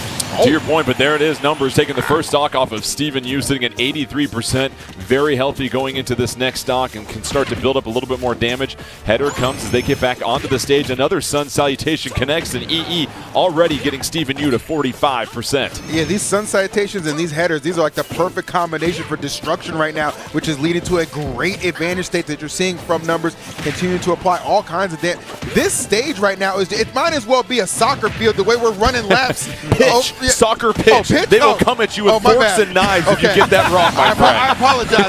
Okay. It's now a 3-1 stock lead for Numbers at this point, sitting at 112, trying to just run away with this one here. And all of a sudden, Steven Yu is starting to run out of options as we've seen Numbers really take their game to another level here, Charles. Yeah, and this is the best case scenario here when you're fighting up against Steve. You're rushing them down, you're not letting them get the resources here, and when they do finally get the resources, they just don't have a lot of health as well, and you don't also have to worry about some of these weapons. I mean, if that was diamond or even gold, that would have surely been the stock, but since it's more on the downgraded side, the anvil, though, doesn't matter what kind of anvil, that one will always hit very hard. That would have made the Acme company very proud there, getting that stock. So now we get to the 2-1 stock advantage for Numbers at 23%. That's racking up real quickly, though. Can Steven Yu sneak out another KO? Here comes the up throw, followed by the aerial, and Numbers, here we go. A great job with just some of these 2- and 3-hit combos to rack up the damage, Charles. Yeah, I mean, this is going to be really important here for Numbers to hold on to the stock. I mean, you blink and you can miss it against Steve. Steve has so many ways to snatch that stock, that forward air, not getting the spike hitbox, so Numbers going to be able to get back to ledge, avoid everything here, and now sets up for the own ledge trap. Ooh, forward smash, but avoiding the forward smash coming out from Steven Yu. And Numbers was going for the home run swing. Will this do it? Yes, the Sun Salutation will carry Numbers to the losers finals, but that was an excellent match that we saw there, going to 3 games. I think it was just too much too early on from Numbers. It was too much of a deficit for Steven Yu to overcome. Yeah, and there were a considerable amount less opportunities that Steven Yu had to apply a lot of pressure on Numbers when he was off the stage, right? That was something I thought was a big deterrent and difference maker in game 2, was pretty much absent in the majority of game number 3, and I think that's why you saw Numbers able to just get the lead and then just kind of put a stranglehold on it, like, I'm not letting this go, foot on the gas, I am coming for this W, and takes it with authority. Yeah, and really used the athletic advantage that Wii Fit Trainer had over Steve in that match, because we saw a lot more mobility, a lot more chasing down, and just the opportunity to, really chain together some of those aerials really seemed to help Numbers separate. Oh, yeah, and a lot of opportunity for that deep breathing. The more times you get that deep breathing, not only is it a small little heal, but again, that buff is so good, not only for the defense, but also for the offense. And I loved how Numbers was going around the block formations as well. Throughout the entire match, we saw more of an upfront approach with the down airs. Problem about that is there's not a lot of distance. You don't have a lot of range, so it's a bit more risky. We still saw that in the game 3 of the match, but a little bit more just going up and over. You don't always have to attack the block, right? So I love Numbers adapting to that, going up and over, getting all these different mix-ups, all these different opportunities, and because of that, really enabled the aggression. Let's go ahead and check out the bracket as we get set for losers finals. Masassa versus Numbers as we try to figure out who will face off against Armadillo in grand finals. And congratulations once again, and thank you to Stephen Yu. Will take home 6,000 My Nintendo Gold points, and getting to the top 4 of anything is obviously very difficult. So our Northeast region continues to march on, and now you have Masassa with Daisy Peach taking on Numbers, and this is another unique matchup. You're going to have Wii Fit Trainer versus Daisy, and thoughts here between these two fighters, EE? I'm going to tell you right now, if you want to see a exhibition in a combo class, these two characters are going to deliver. I am very excited to see the clash. This essentially is just two divas fighting. You know what I mean? Like, you got Daisy, you got Wii Fit. I don't know. I don't know who's gonna be the baddest of them all. But I'm looking forward to finding out, man. It's going to be an excellent encounter for sure. And they have a lot of tools at their disposal here, Charles. Obviously, you've got the deep breathing mechanic, you've got the headers, but then you've also got the turn-ups and you've got the float mechanic. There's a lot going on here, and it just feels like whoever can dominate the stage and really exercise their advantage in mobility might go a long way in this matchup. Oh, yeah, both of these characters have a ton of options to go ahead and stall themselves out in the air, and this air-to-air is going to be so important when you're talking about Peach or Daisy. On top of that, one thing to look out for is the combo routes are actually going to be different when deep breathing is on Wii Fit Trainer for Daisy. So watching all the different combo routes too when deep breathing is on and off is going to be a huge thing to watch out for. Numbers getting set for the 4 o'clock class against the Princess of Sarasaland. We'll see who has the advantage here and who will move on to grand finals. Game 1 at the moment, early advantage for Masassa as we see just having a little bit slighter, better control of the stage here, EE. Oh, absolutely. I'm loving the movement options we're seeing a lot, too. Like, even regardless of his pressure on the right or left side, using the middle platform as well for advantage state, it is going very well. And, of course, those turns can control a lot of space. A little bit of a risky air dodge going that low, but, hey, it pays off. Of course, that super hoop gets a lot of distance on that recovery, and I can tell right now off the start, Joe, I'm going to see that a lot because getting flung off the stage seems to be the theme thus far. Excellent read by Numbers as Masassa was dropping shield, and now Numbers trying to slowly climb back into this one. But, however, excellent response as well, too, from Masassa. And Masassa with the read takes the first stock, Charles. Just covering the ledge with the crown, the forward air coming out from Masassa, doing a wonderful job of catching that double jump to the ledge from Numbers here. Numbers does have the deep breathing, goes for that early stock with the downer, but going to take a bit of damage on the way back up there, missing that. Masassa still in the middle of the stage, has to take the header. Masassa retreating, pulls up the turnip, tries to dump it into the green juice there for Numbers. Numbers so far doing a better job here, Charles, of just dancing around and avoiding some of the contact here. Ooh, yes, of course. And I mean, both these characters, again, on the floatier side, right? And because of that header, that ball is just such a great way to block some of these turnips. Oh, but the forward smash call out coming from Numbers. What an incredible way to take that first stock. Yeah, we heard the whistle there, EE, and you knew something was up. An excellent read by Numbers, and now has a chance to really close the gap in this game. I think that read was fantastic because it's one of those situations where it's like, okay, the percentage is starting to climb slowly but surely. I need to stop the bleeding at any point I can. Forward smash right on the money was perfect. And now a little bit more even, Steven, despite the leaves still remaining on the side, of course, of Daisy. I do like the odds of Numbers a little bit better, though, at least on even footing with that stock count. Numbers getting back onto the stage. That header off the stage will heal just a little bit. And so far, we see Masassa, Charles, very aggressive with some of those ledge trapping options, sometimes overcommitting just a little bit too much. Yeah, it can be a little difficult. Wii Fit Trainer is one of those characters, while on the ledge, has a great amount of ledge drop options. You can just go ledge drop into the header, which is such a great option. But Masassa going so far off stage with the parasol, but it's still not enough at 146%.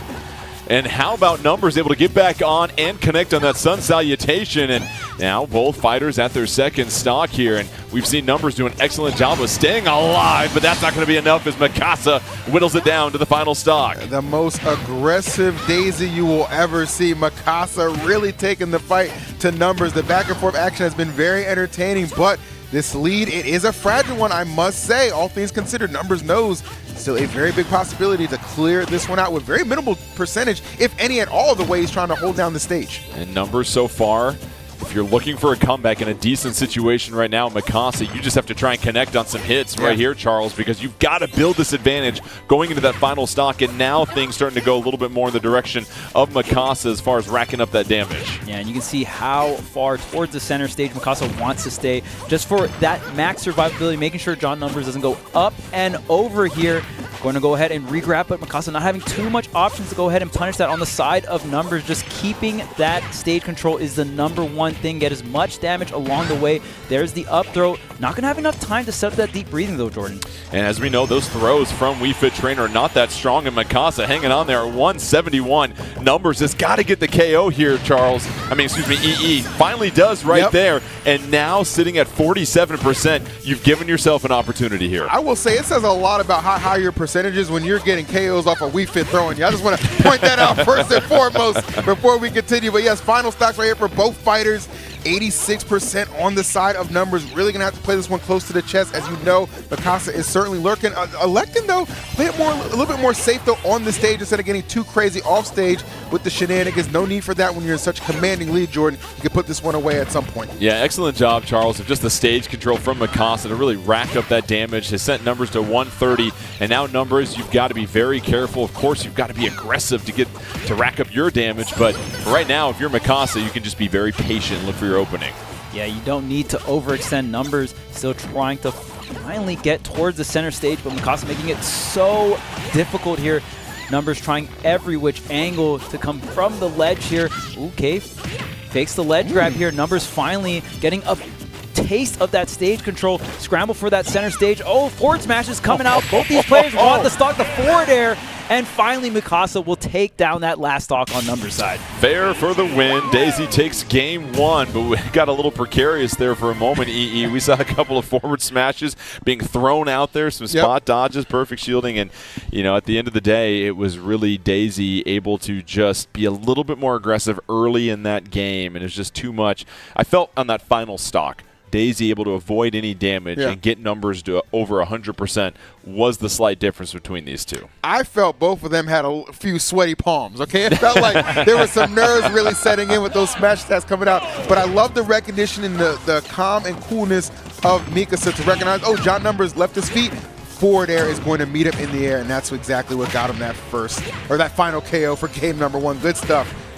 Solid start for Numbers here. Masassa already at 62%, and now both fighters just trying to find that opening here in the neutral, and a couple of those headers coming out. Sun Salutation on lock, ready to roll, and right now it's Numbers just on the edge, trying to roll. Playing that more defensive style here. Not going to have, because you have so much options from the ledge, Numbers can go ahead and play more towards the corners of the stages here. Masassa still can pull those turnips, still try to abuse all that amount of stage that you have over Numbers here, but Masassa taking quite a bit of damage from these straight hits because Numbers was able to set up all of these deep breathings here. The header, the Sun Salutation, everything getting avoided here, but the forward air still not enough. Masassa holding on. Yeah, Masassa at 137. You saw Numbers try to be aggressive, does connect there, takes the first stock, and Numbers now building the advantage, but Masassa comes right back into the middle of the fray and takes the first hit, and now just trying to control things and keep Numbers off the stage at this point. And here we are at this point, allows Numbers to land, but Masassa continues to be aggressive here, EE. Oh, 100%. Masassa knows, like, you know, that's the whole point, right? I need to be the one to bring the pressure because I can create those openings and really strike. It's going to be up to Numbers to really utilize the stock advantage with that deep breathing that they had momentarily now thrown off, but that was some good frame trap, and Fair doesn't get there. The neutral air certainly will. Bouncing off the stage and bouncing back into even footing. And Masassa gets right back into this one. Takes a couple of hard hits, though, Charles, from Numbers, and we see Numbers coming out the gate here with their second stock being a lot more aggressive. Oh, yeah. And, I mean, you really want to take advantage of the lead that you've accumulated if you are Numbers, but straight back to the ledge here, getting all these different trade setups, and now Numbers back to the center stage and getting so much of these grab, which means the deep breathing is coming here. Nice end setup. And you can kind of see how John Numbers has to pick and choose between deep breathing and charging that Sun Salutation. But that forward air going right through that turnip here. Numbers still in a really good position. Hasn't taken much damage here, Jordan. And you see the grab into the spike forward. Deep breathing activated once again, trying to chase down Masassa. Masassa keeping their distance, being patient about when they rush in. A couple of nairs coming out, but finally sends Numbers off the stage. And at this point here, if you're Masassa, just got to be really careful with some of those out-of-shield options as well, too, EE. That's where they seem to be stubbing their toe. 100%. When you're approaching Wii Fit, if the back is to you, just go the other way. That back air is the last thing you want to take out of shield from Wii Fit right now. You understand how powerful that move is, but Sun Salutation packs a wallop as well. Not enough to get the KO, but look at the percentages.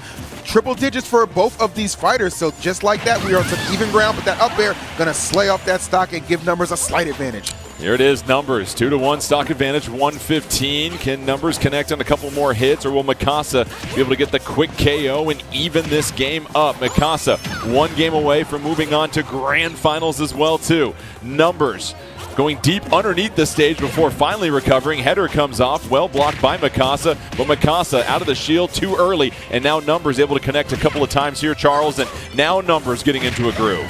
Yeah, now Numbers can go ahead and get all of this chip damage. The longer this goes on, the more opportunities here for deep breathing, especially on the defensive side, reducing the knockback. Okay, but the neutral air, wasn't sure if it was going to be enough with that deep breathing buff. It is enough, though, here for Masassa. There is a chance, turn up in hand. Not going to connect here, but Numbers gets everything set up on their side here. The deep breathing. Also the Sun Salutation, trying to look for this Nair opening. Once that Nair connects, you can chain it into multiple here or go into the up smash. Oh, but there's no tech here. Masassa getting a good amount of damage, Jordan. Yeah, that was a big miss by Numbers. You saw Masassa was able to rack together a couple of hits, and all of a sudden we are essentially even. And it's Masassa that is now trying to make things difficult for Numbers to get back on the stage. Turn up in hand. Excellent connection there. Now it's just a matter of linking into some of these combos here, EE. Exactly, but you got to be careful. You don't want to swing and whiff and leave yourself open to be a recipient of a combo from the other side of things. It's just so much checkers, such a one-step ahead mentality that you have to have right now as we are closing in best of 3. Masassa one game away from Grand's. Numbers trying to keep the set alive. Has done an excellent job up to this point, but Masassa, what a comeback that is being mounted right now. And it's interesting, Charles, Masassa, you know Daisy, typically a combo-heavy character, just a lot of powerful solo hits so far to build this lead. Yeah, against some of these floatier characters like Wii Fit, and then also there's other factors you got to think about as well with that deep breathing,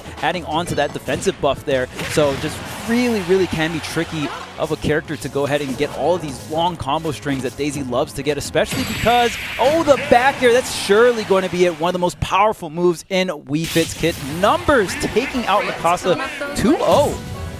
Well, here we have it. Actually ties it up one apiece here. No, listen, it's okay. Who do you want to win there, buddy?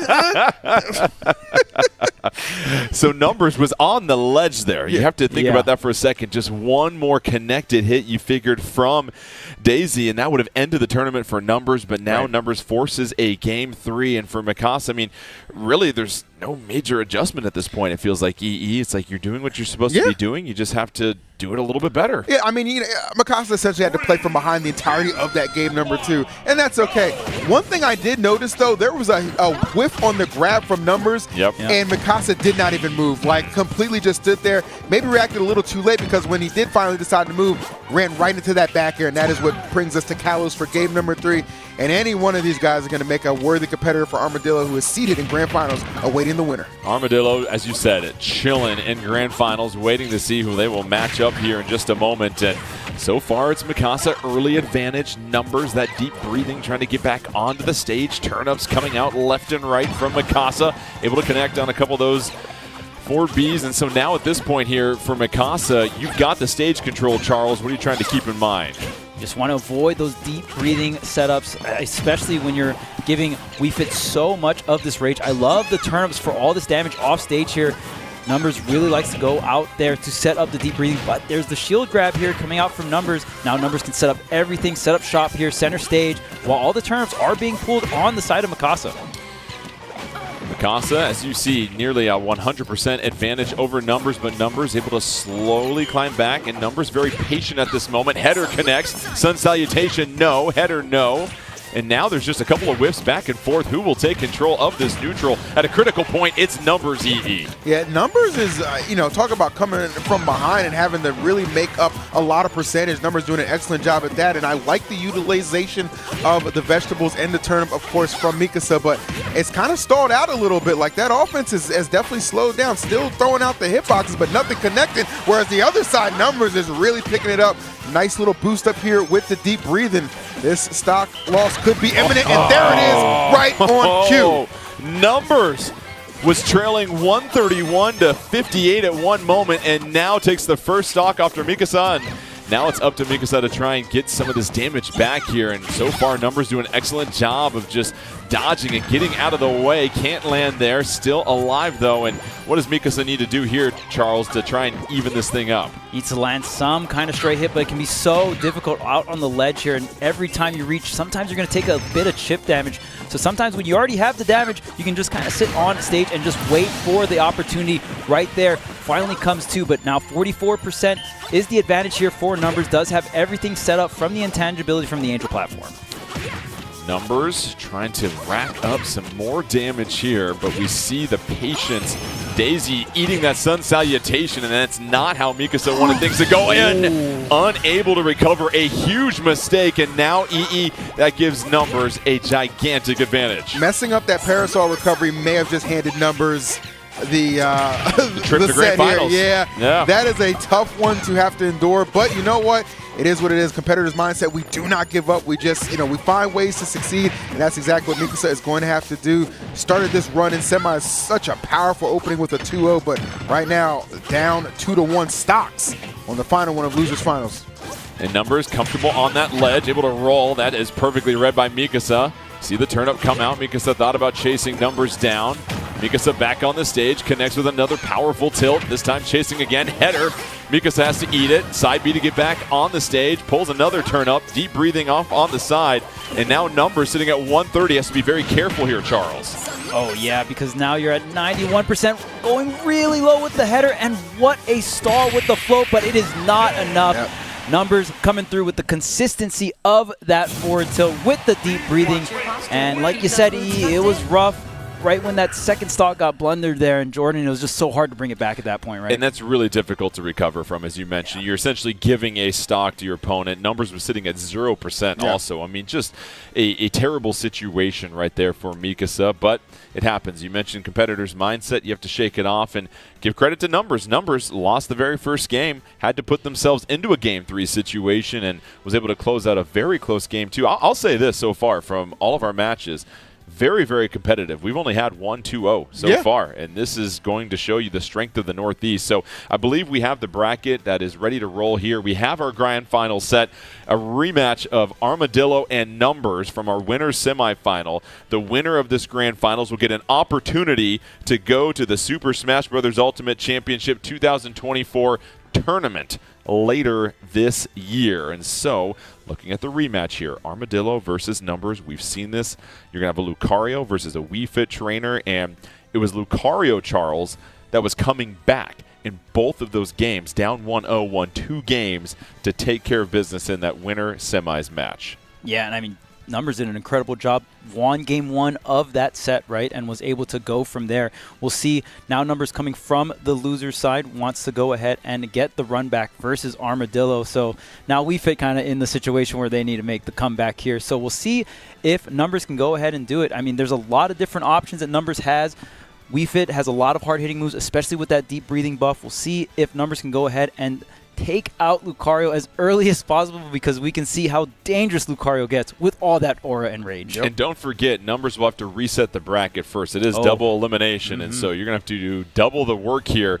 Armadillo has the advantage there, but we saw how close this was in winners semis. It was arguably our closest match of the day. We get it served up again as we get rolling with grand finals here at EE. Yeah, I have a feeling that this one is not going to disappoint. I mean, a lot of hard-fought victories and matches to get to this point for grand finals, but I'll tell you what, no cold hands for Armadillo. Might have been sitting on the sidelines a little bit waiting for the challenger, but there's a reason he was waiting. Hey, listen, you take a visit to that Poké Center, you're going to be good to go here for grand finals, and now you've got Armadillo getting back on the stage, and Numbers did a nice job of really evening the score here, but using a lot more of these projectiles, being a little bit more of a zoner here, Charles. Yeah, and I think that's more of Numbers' playstyle with this character, of course, against characters like Steve, where you have to go for the rushdown strategy. Numbers, no stranger to that, but sometimes you just got to be able to slow down the opponent, and the main thing is controlling the pace, right?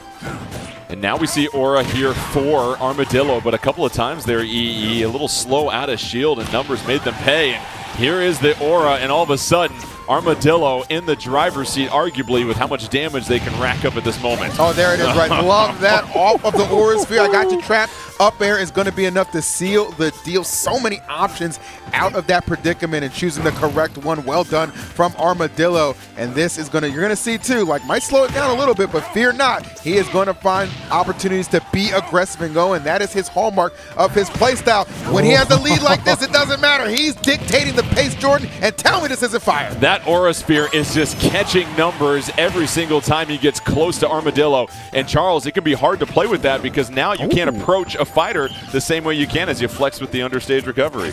Oh, of course, and more options here. The higher the percent, Armadillo actually going for some of different recovery routes because of that up special, having that increased distance here. The Aura Sphere taking up so much area. These hitboxes are getting out of control, Jordan. Already, 3-2 stock advantage. Will this throw be enough? No, Armadillo able to stay alive. That's been the issue for numbers. Can't get those KOs with the throws. Armadillo and Lucario takes the second stock, and all of a sudden, Armadillo cruising here in game one. That Aura has been the MVP so far, EE. Somebody call Ash. This Pokemon is out of control. What is going on right now, bro? This is nuts. 182, absolutely fearless as the onslaught continues. A 2-stock lead. Sun Salutation finally going to give a little bit of a reprieve, but what a lead Armadillo has amassed already in game number 1 of Grand Finals. Yeah, Charles picking up that second stock while sitting at about 160, 170 was massive. And again, you see those throws for numbers just not able to get those KOs, and that has led to a lot of problems for him. Oh, yeah, and sometimes these comeback mechanics can turn into win more mechanics, right? So that's when they become a bit dangerous here, and Armadillo definitely utilizing all of that. But this is where the Aura is going to be the weakest because the stock lead on Armadillo's side finally does get some damage coming out from numbers here, so some Aura coming through. Going to be enough to probably seal the stock on the edge guard. No, Super Hoops able to get back onto stage. Numbers gets the dash attack, and now continuing the pressure. Great air dodge on the Aura Sphere, and the forward tilt just narrative like that. changes in this game because all of a sudden Numbers has evened it up at 1 stock apiece and trails by just 35%. It felt like Armadillo EE had full control, but all of a sudden Numbers just breath by breath gets right back into this. The falsehood of the Aura leads. We've seen it far too many times, and this is the reality that Armadillo will have to face. Still in control though with the lead, but Numbers creeping and crawling back into it slowly but surely, really making this game number 1 that much more compelling. I'm feeling like, honestly, this could truly go either way, but the Aura advantage will be coming back to Armadillo, so that could be the difference maker. The setup is right there, and it's going to be enough to take game number 1. It was close. Armadillo thought we thought he was going to run away with this, but all of a sudden Armadillo facing a little bit of pressure. It was nearly even there, Charles, but that Aura Sphere, again, just capturing numbers in Wii Fit Trainer when you least suspect it leads into so many combos and confirms. Oh, yeah, absolutely. And when you look at the Aura Sphere, it's not only one hit. The longer you charge it, there's more hits to come. So because of that, Armadillo can cover multiple options on the ground, and you even saw Armadillo knowing, I got to the low hit, on the neutral air dodge to the ground. First hit, waits for 3 more hits just so numbers is high enough in the air to convert into the backer, and that's why you love watching these fighter specialists really come through, right? And just so much knowledge of these fighters and knowing how to really optimize all the combos, all the damage. It comes down to this potentially for Armadillo. Take this game and you are the winner of the Northeast region and an opportunity to be invited to the Super Smash Bros. Ultimate Championship 2024 tournament. That's what's on the line, and so far coming out aggressive, EE. I love that too. Look, these multiple back airs again. We're not going to do the most damage, but just the positioning and the pressure that Armadillo able to put on. A fantastic start for sure. These first 30 seconds have certainly gone his way. Numbers though, landing back, deciding, okay, I can go on the offensive myself and really start to accumulate some damage myself.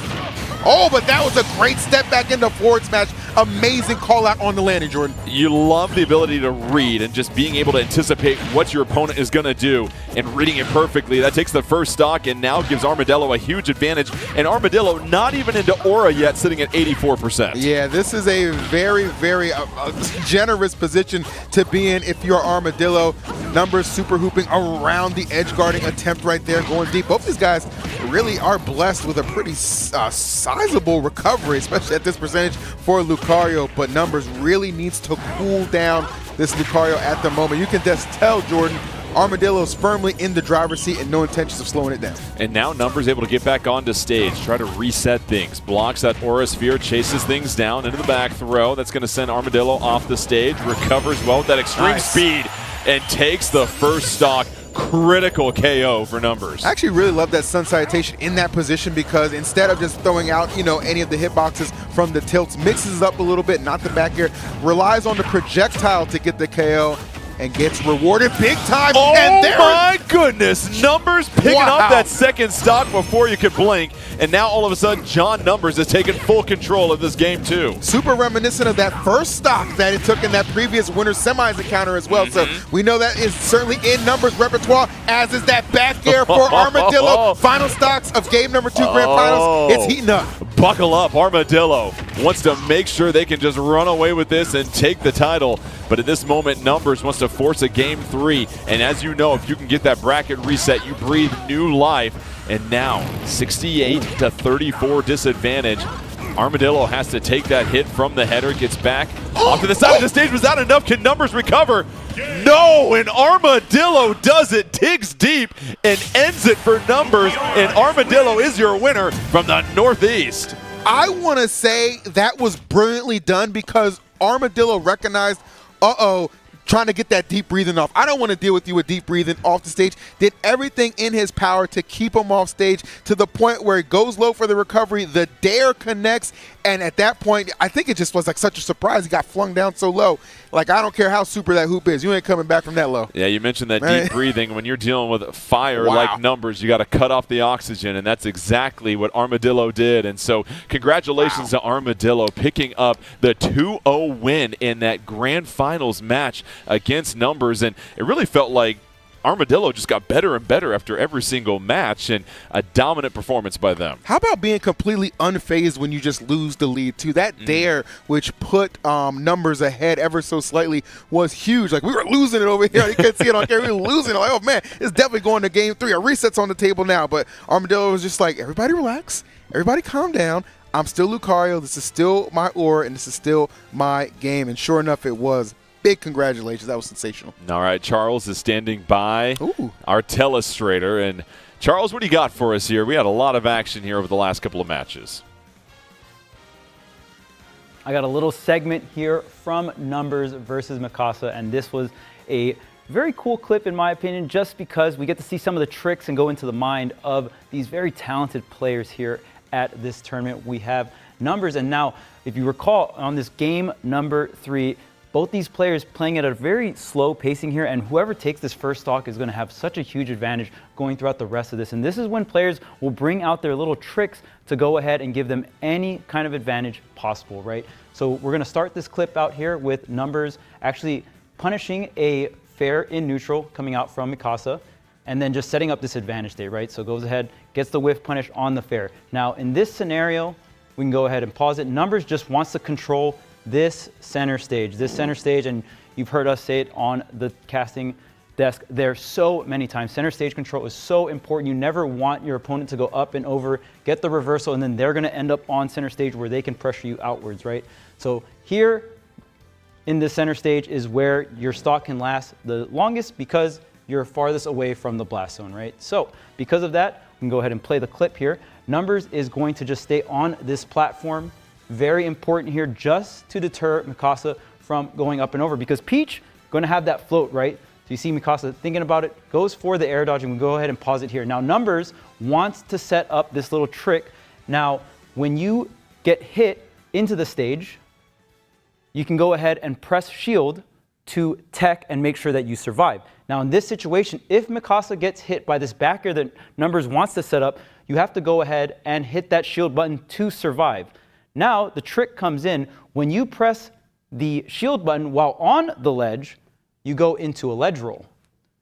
So we see Numbers kind of tricking Masassa here, faking the back air, but mistiming it just a tad bit, and then going onto the stage to cover the roll. So we can go ahead and play this clip here. Numbers runs off, goes for the back air. Masassa enters the shield button, goes for the roll, and John Numbers already setting up that forward smash before even completely seeing the roll here. So again, these players, such talented minds for the game, where they bring out all these different little tricks and you really get to see them, break them down. It's really cool to watch, and it's really fun. Congratulations to Armadillo taking the entire event with Lucario. Very fun character to watch.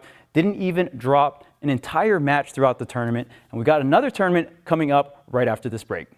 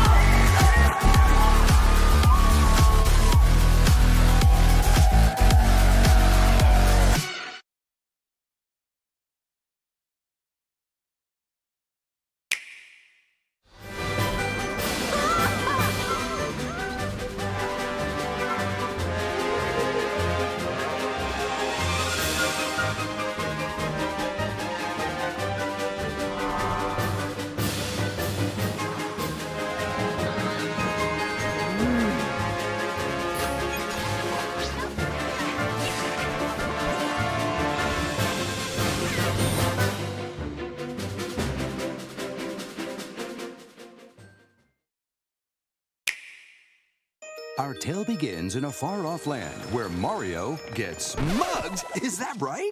On his grand adventure to recover the crystal stars, Mario is cursed to fold into a paper plane. What? Then faces a dragon with a froggy phobia? He's getting into epic scraps, saving transforming townsfolk and battling wacky wrestlers in Paper Mario, the 1,000-Year Door. Available now. This high school season, it's time to choose your gaming destiny. Whether it's gaming icons clashing in the ultimate showdown in Super Smash Bros. Ultimate, hitting the road and outpacing the competition in Mario Kart 8 Deluxe, or slinging ink with your friends in colorful battles in Splatoon 3. Bring competitive Nintendo gaming to your high school through Play Versus. Learn more about the upcoming season by visiting playvs.com.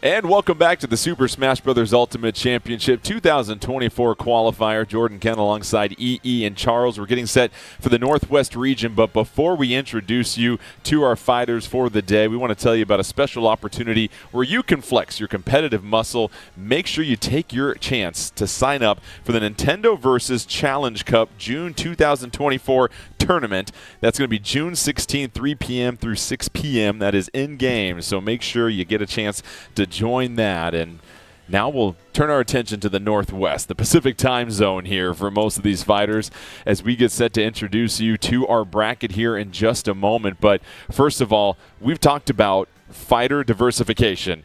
We are going to see it here today because Major, according to our crack research here, plays a Ganondorf. Charles, do not adjust your screens. Yeah, and like you said, Jordan, if you look at a lot of different tier lists, well, my boy Ganon usually on the bottom They five gave there. him his own tier at the bottom. Yeah, it's pretty rough out Completely there. different tax bracket right there. Yeah, it's rough for Ganondorf, and I mean, one of the things that can make it pretty difficult to be consistent with this character is just the lack of recovery, right? That up special does go quite the distance. The Dark Dive can cover a lot of ground, but that double jump, you know, not the best in the game. Probably the worst in the game. So. I think EE has a better double jump in real life than him. And it's sad but true. You got Mark SD King, a very familiar name that we've seen in a lot of these online tournaments. We'll pilot Rob. Yeah, Mark is essentially like on the other side of the spectrum when it comes to fighters here, because Rob is such a highly touted character in the competitive field, and just a great character. I mean, every kind of tool that you would want out of a character, he has it. He can zone, he can box, he can recover, everything, and all in one package of just great diversity. And then for Era, we've got Steve, and for Sawstep, we're going to see a Pit as well too, Charles. So you said it before, we've got some meta, some anti-meta here today. Yeah, it's a great spread. Obviously, Steve and Rob, very, very good, very common character in a lot of these Super Smash Bros. Tournaments. But Ganon, Pit, way less uncommon. Of course, Pit, the only time you usually see it at top level of play is it out in Japan. Shouts to Zachary. Hey. Very amazing player to watch. And I'm very excited to see, I mean, Pit, another character that's similar to Rob, but I would say not as overwhelming in each department. I think Pit is a very well-rounded character, but just not overwhelmingly well-rounded. Yeah, I hear you. Here we go, Rob versus Ganondorf, Major, and Mark SD King. Just a refresher on the rules, 1v1 clearly, and it's a best of 3 when it comes to each match. Double elimination, and so far we're going to see what Major can do with this Ganondorf. A couple of 1-2 hits in the aerial, but a nice recovery from Mark SD King, and you got to watch out for that Robo Beam and the Gyromite, as we see right here. Absolutely. I'm going to tell you, Rob has a number of tools that are good. If Ganon finds himself off of the stage, likely should not be coming back, right? That is kind of like one of the hallmarks of Rob, is the ability to really just edge guard. And of course, a character like Ganondorf, as Charles highlighted earlier, very limited in that aspect. So it's going to make it that much more difficult. Great catch with the gyro, no chance to come back, and that's going to be first stock going the way of Mark SD King. And EE pointed out here, Charles, so many tools at your disposal, and when you mix that combined with Major and Ganondorf that don't have enviable recovery, we'll just put it that way, that's going to be a tough matchup already on paper. Oh, yeah, absolutely. And any of these forward airs connecting, of course, the arm rotor to go ahead and trap the air dodge. And now in that situation, Mark is not going to be able to make it back, but you are perfectly comfortable making that stock trade being up an entire stock, Jordan. And especially getting them down to final stock as well, too, EE. And those are some of the decisions that you can make when you've got the lead. You have that flexibility, those options, and so far, we're seeing why Rob is such a popular choice, especially for these online tournaments. The mix of zoning and upfront tools that you have, especially against a Ganondorf. Oh, 100% agreed with you. I mean, Rob, like I said, just, you know, a Swiss Army knife of a fighter, right? Just has everything you could imagine, as Ganondorf is finding out the hard way. But I will say something for Major's credit. Did not get here by accident, okay? You don't just pilot Ganondorf and make it the top 4 of anything. However, sometimes you're going to run into a wall, and that wall is the form of a robot warrior known as Rob, and that puts to a little bit of a dirty way to end game 1, Jordan. Yeah, analytical approach took 1 minute and 42 seconds for Rob to take all 3 stocks right there, and now you're starting to see why Rob is such a popular pick as well, too. Now, that was a very small stage. Let's keep that in mind here as well, too. And if you're Ganondorf, I don't know if that plays to your advantage or not, Charles, but it seemed like Rob just completely dominated control of the stage for that entire game. Yeah, and the thing is, when you make these stage smaller, that's when gyro, the item that Rob spawned, takes up more area, right? So it can be a little hard for Major to go ahead and navigate through all those different traps and setups here. Random stage select, by the way. We should remind you of that right now. Yeah. But now, Town and City a little bit wider than Smashville here. So going to have a similar layout when it comes to these platforms. I mean, there's one in the center at the beginning. Oh, I like that. Getting back onto the stage here for Major. Ledge trap to the left side. That up air still very solid. Takes up a lot of area. And for Major, the way you're going to win this is you got to get these hard reads, right? That's the one thing about Ganondorf. It can be very slow and cumbersome, but when the hit connects, it hurts. And so far, Major at the disadvantage, but you see, connects with the up air in that situation. Mark SD King gets back on stage. Major, another connection with the Nair, and now we're starting to see some of the reads come into play here, EE. Yeah, kind of getting a favorable roll off this random stage select, being with a larger stage and really putting that to use right now. Flame choke to get back on. Love that. Tries to set up for the back air. Nobody home, however, but that percentage that's been accumulated on Rob, I'm liking that a lot for Ganon, who, of course, is just full of hard-hitting moves, and that fair, one of the best. Point. So, Major able to take the first stock, the first earned stock, we should say, against Mark SD King, and now has the lead, and don't sleep on it. As you said, EE, a reason why Major was able to get here. But Charles, going back to you, those gyromites allow Mark SD King to establish so much stage control and manipulate where their opponent is going. Yeah, I mean, Rob just having the items as well as large active hitboxes, neutral air, and the back air just so commanding in neutral here. But wow, look at that. Already 77% gets both hits of that down smash. Major now has the lead here, but still has the percentage lead. Not so much the stock lead here. No, it's 2-2 at this point, and now you get the sense of your Mark SD King. You try to utilize your mobility here, that advantage, and use some of those zoning tools to poke, but it's Major that's starting to, once again, read Mark SD King much better this game than the last one, EE. Loving the follow-ups, too, man. That flame choke, great utilization, and just leading that right into a dash attack, and then right there, the KO as well. Do not ever sleep on a Ganondorf player who is motivated. My man Major making some major moves and saves that double jump as well, so that off-stage threat of Rob not even going to be a problem. And that's going to be the challenge, of course, is that recovery. And if you are Major, you just have to stay in the middle of this stage here. The more time you spend off stage, the more trouble you're in, Charles. And now all of a sudden, Mark SD King has essentially tied this thing up. Yeah, not a lot of things and options Major could do there. The air dodge to avoid the projectile, and then the time. I mean, because of that timing so low for that up B, that it gave Mark so much time to set up that down air here. Okay, gets control of the gyro. Oh, I like this. Still has control. Throwing out these nairs, waiting for it, but wow, the double fair coming out from Mark. Wait, oh man, that platform could have been that stock there, going high. Jordan, Major still trying to find a way to seal the deal here. 68%, but one solid hit could be everything. That's pretty much what Major needs here. Don't forget Rob, certainly on the heavier end, but is this a, oh, how about that? A Major upset, takes the second game, and take your tier list and crumple it up at this point, because my goodness, what an impressive comeback there for Major. That was such a brazen anti-air. Okay, you're gonna try and land with Rob, land with Nair, which Rob loves to do. I'm literally just gonna up smash you, bro. I'm over here benching 1,000 pounds. What is this steel trap trying to land on me gonna do? Absolutely nothing. Love that option from Major, and giving those low tier mains out there, Jordan, a little bit more hope. Brings us to game 3. And now if you are Major, you got to be feeling very confident, because all of a sudden you answered the call after Mark SD King was very dominant, Charles, in that first game. Oh yeah, for sure. And that time we saw Major really staying on stage. Not a lot of low percent edge guards on the side of Mark. So great stuff to Major there. And again, getting those hard reads. Oh, tries to set up the combo there, especially with the gyro in hand. If you go ahead and get the nair into the recatch nair, it can be so fast these stocks get erased. And already, EE, you're seeing the difference with Mark SD King just really walling out Major, not giving him too many options to approach. And here we go, Major able to string together a couple of hits. Oh, absolutely. And I love the fact, too, notice the stage that, Random Select granted him. Another wide stage here, right back to Town and City. We're definitely going to appreciate that. I think Major going to utilize that to the best of their ability. But Mark SD King maybe just needs to slow it down a touch, right? Throwing out a lot of hits, and the counter hits from Ganon, though, can be very damaging. Comes up a little bit short on that flame choke attempt. Oh, my goodness, but talk about a little ping pong with the gyro assist. Beautiful first stock removal from Mark SD King. Oh, you love to see it. Mark SD King, a technician at this moment, but don't count out Major, because Charles, all it takes is one solid hit at this point, and Major just has to get back on stage. But now Mark SD King starting to create a little bit more separation. He gets the roll through and catches the smash. spot dodge, and that up smash so well placed. Major definitely an up smash expert with this character. Not only does it act as the anti-air, but can catch some of these spot dodges, which is such a strong option in Ultimate.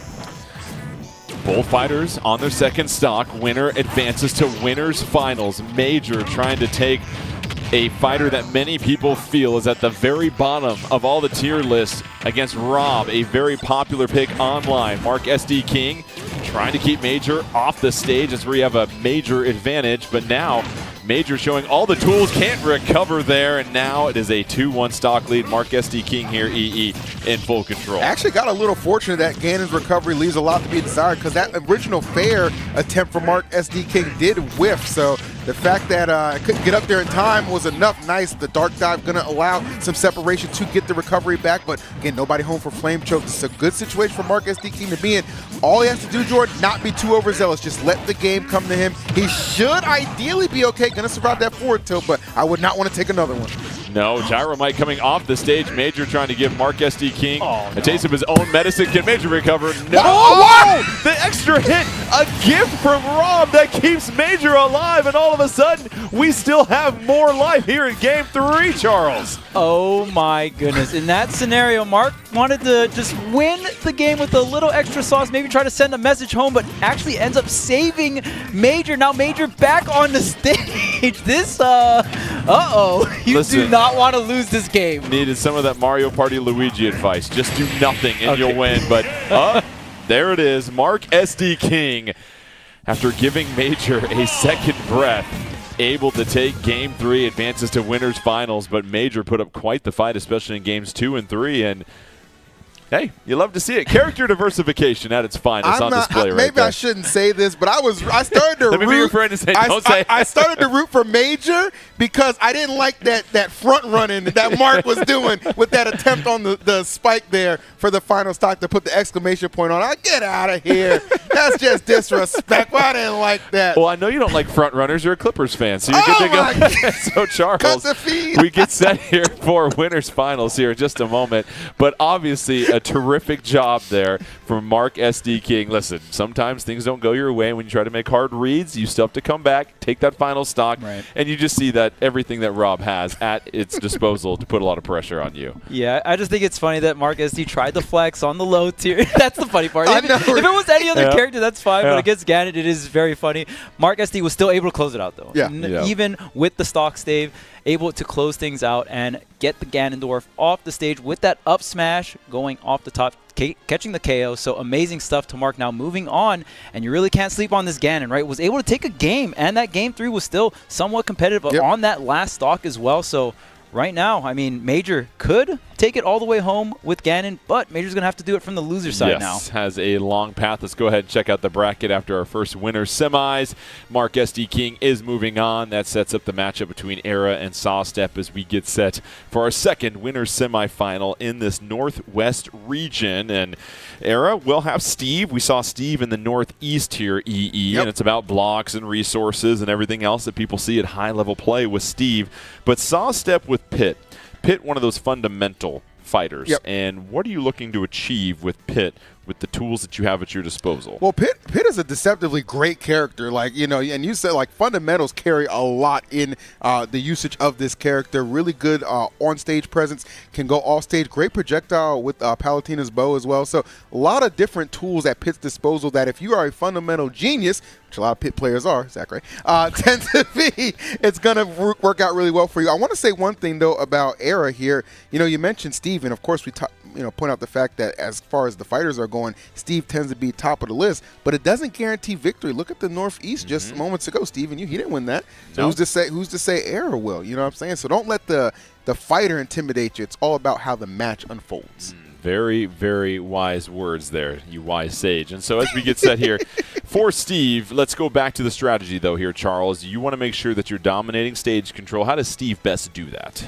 Yeah, Steve is a unique character because you have different block formations depending on your position, right? If you are at the edge of the stage, you can go ahead and put a wall. Usually that 1x3 formation is the most common one we see in competitive play. That 1x3 behind you, so if you go ahead and get hit horizontally, you can go ahead and tech on the wall. That's a defensive wall. Yep. Then the other one is where, I mean, I wouldn't say it's more offensive, but you use the wall to separate you and your opponent, to force the opponent up and over the blocks or force them to hit the blocks, right? And while they're doing that, it gives you time to mine your resources. So using resources to go ahead and get more resources or manipulate how your opponent approaches or attacks, such a strong tool coming out for Steve. And you also brought up the point in the Northeast region, when your opponent is trying to fight their way through the blocks, that gives you an opportunity to start to approach them as well, too. Right, you can go ahead and swing back at them for going through the blocks, which is why it's such an important tool to have that range, right? And we've seen fighters like Cloud really give Steve a hard time because that back air, or any of these sword characters especially, right, they can go ahead and hit the blocks and hit Steve on the other side as well because they have that range.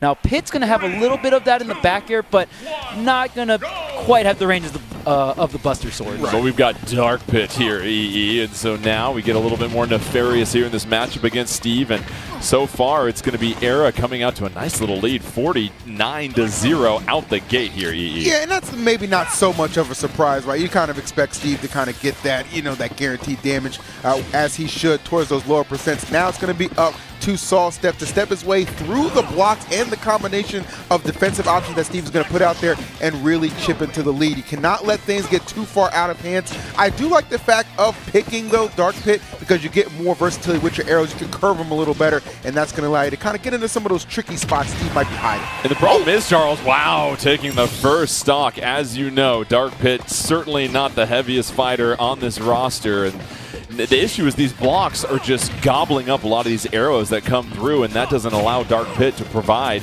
that zoning pressure that he's so well known for.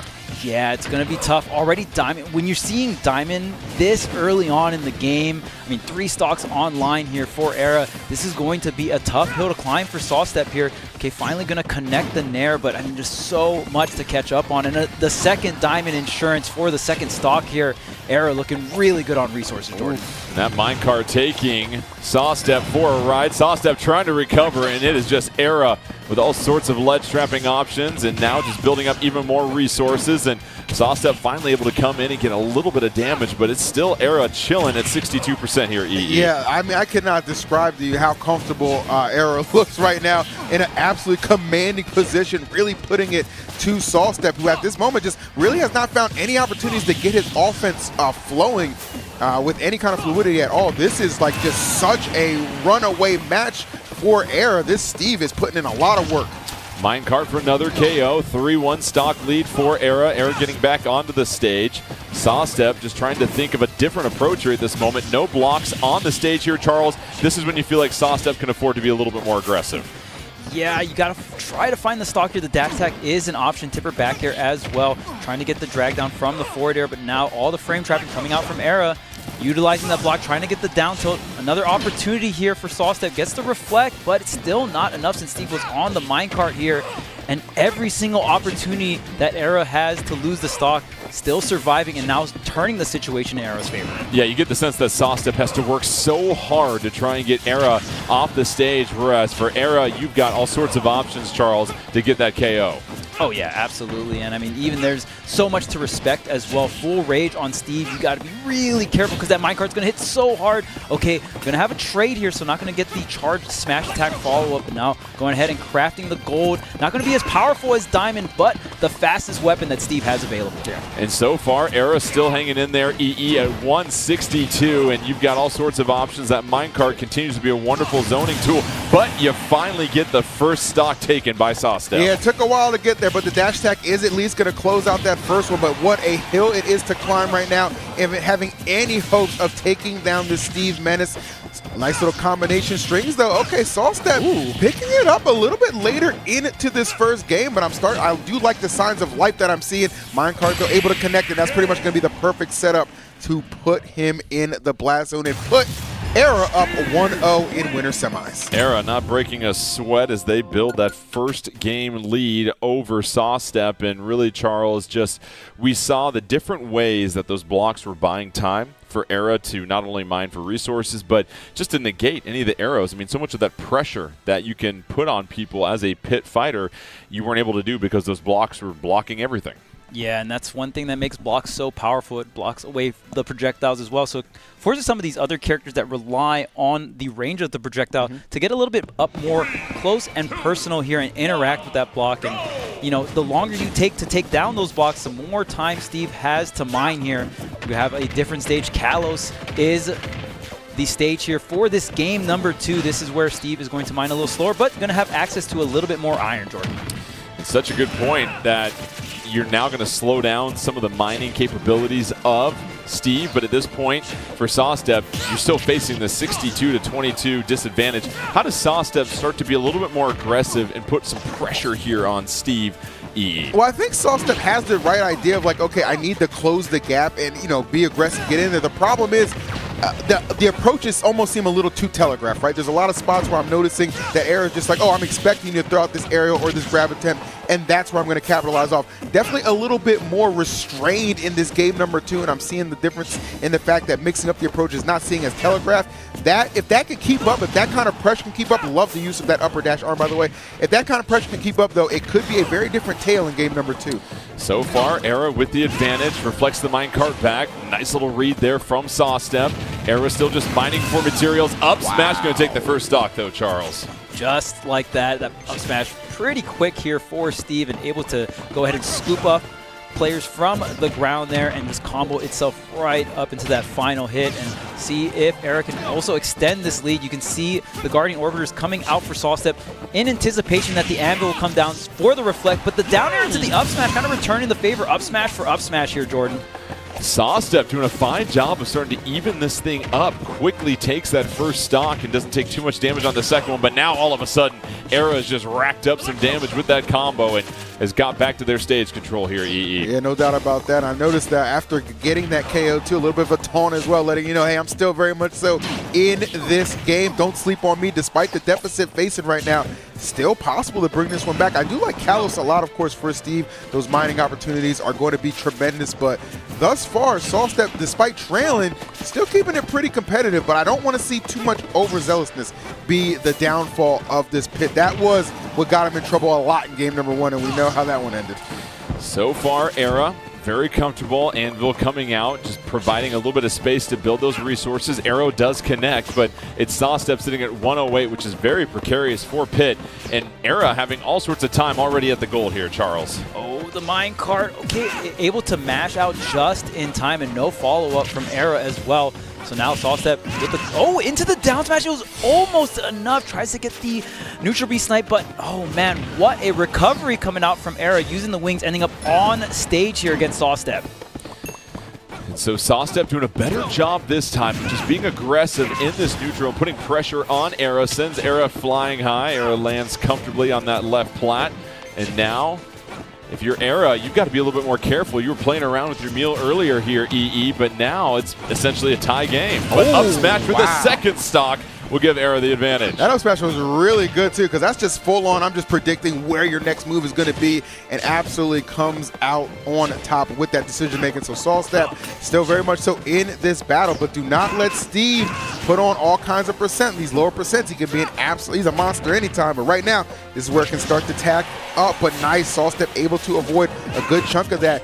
Notice the aggression, Jordan, picking those spots, but he's just not able to connect that final blow yet. Able to make Era pay for trying to get the command grab, and here we go, down to the final stock. Sawstep trying to force a Game 3. Era trying to advance to winners finals. Just over 3 minutes left, one of the longer games we've seen here, and now a couple of up tilts coming out from Era, racking up that damage, and now builds the wall on the side and can mine for all sorts of resources here, Charles. Oh man, and the diamond weapons are online. We almost got a full meter of resources here. Great way to avoid all the traps and setups, but a little overswing coming out from Sawstep. Era now just going to go ahead and build the blocks. Sawstep able to get back onto the stage. Great down tilt to get things started here, Jordan. And tried to build the blocks to create a wall to prevent the recovery there, but able to fight through it here. And now, saw step, don't count them out quite yet. 72 to 109. You see the reflection coming out here just a little bit, trying to fight through that wall again. Era mining for materials. EE, is the minecart going to do it? Yes, it does. Yeah, Jordan, absolutely. That is going to be enough. And you saw to a point those Guardian Orbiters were doing a great job in the reflection, but you can't do that forever. That's the problem. No. And I think at some point Era was like, okay, at some point this minecart, it's going to get its due, and sure enough it did. But I want to give a big shout-outs to Sawstep for completely 180ing it. Turned it around from what we saw in game number 1. Made it very competitive. Even in a losing effort, I think that bodes well for him in trying to make some sort of run in losers bracket. Absolutely, and you see what they were able to do with that pit fighter, and obviously, it's an interesting matchup. Sometimes you look at fighters here, Charles, and there's just some that naturally bode an advantage for the other, and you feel like in a situation where Steve can build walls to block the projectiles, that doesn't really go in the favor of Dark Pit, and so credit what we saw there from Sawstep with Pit.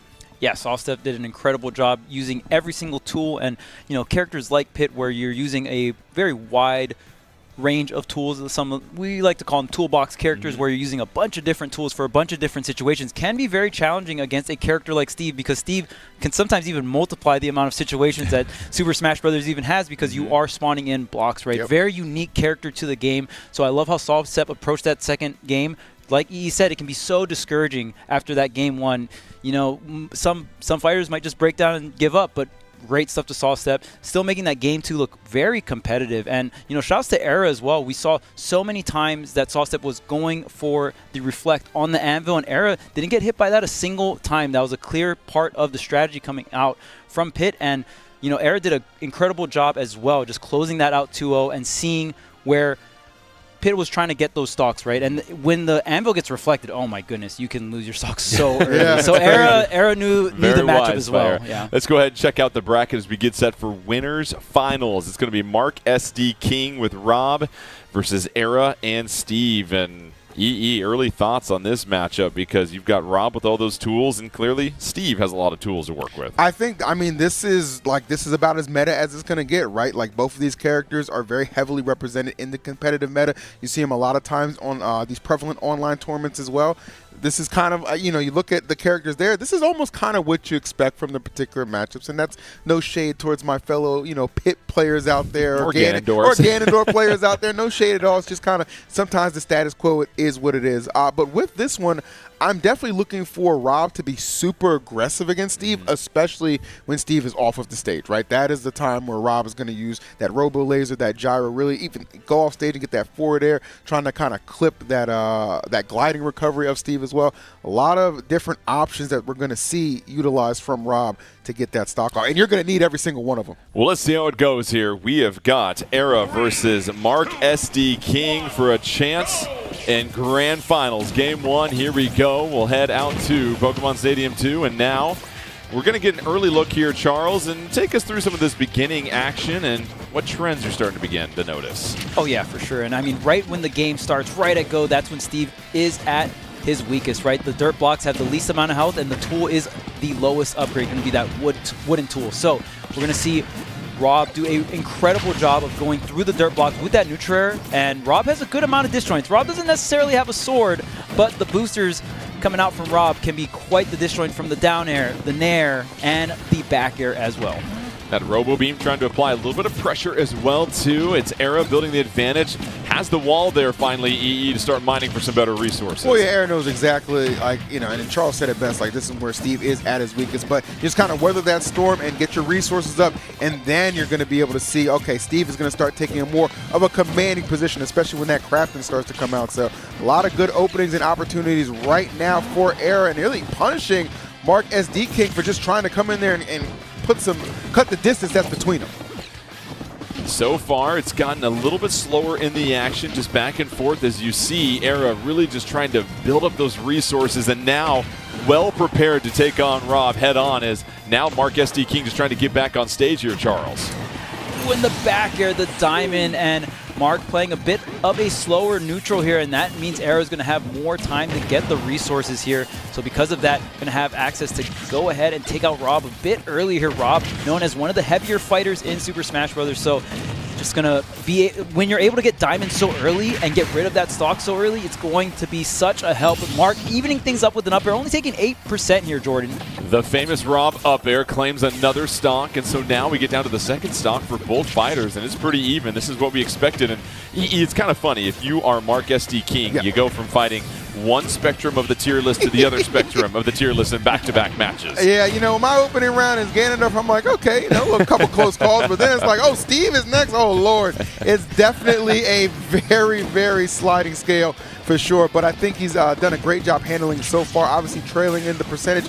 The way that the blocks are being set up by Era, very unique in that aspect, right? I think Era kind of maybe accounting for anything that could go haywire once Mark inevitably is able to breach those defenses, but I'm definitely enjoying what I'm seeing thus far in that minecart, never putting you in the position you want to be, but Rob afforded the ability to recover so high and go right to that left platform and reset the situation. And as we saw, Era really utilizing those minecarts to create a little bit of spacing. Anvil comes out. That'll take stock number 2, and Era with a sizable advantage here with Mark SD King on the final stock, Charles. Great stuff coming out from Era. A little stall and then a fall coming out with the Anvil. Very powerful, able to take out Mark SD.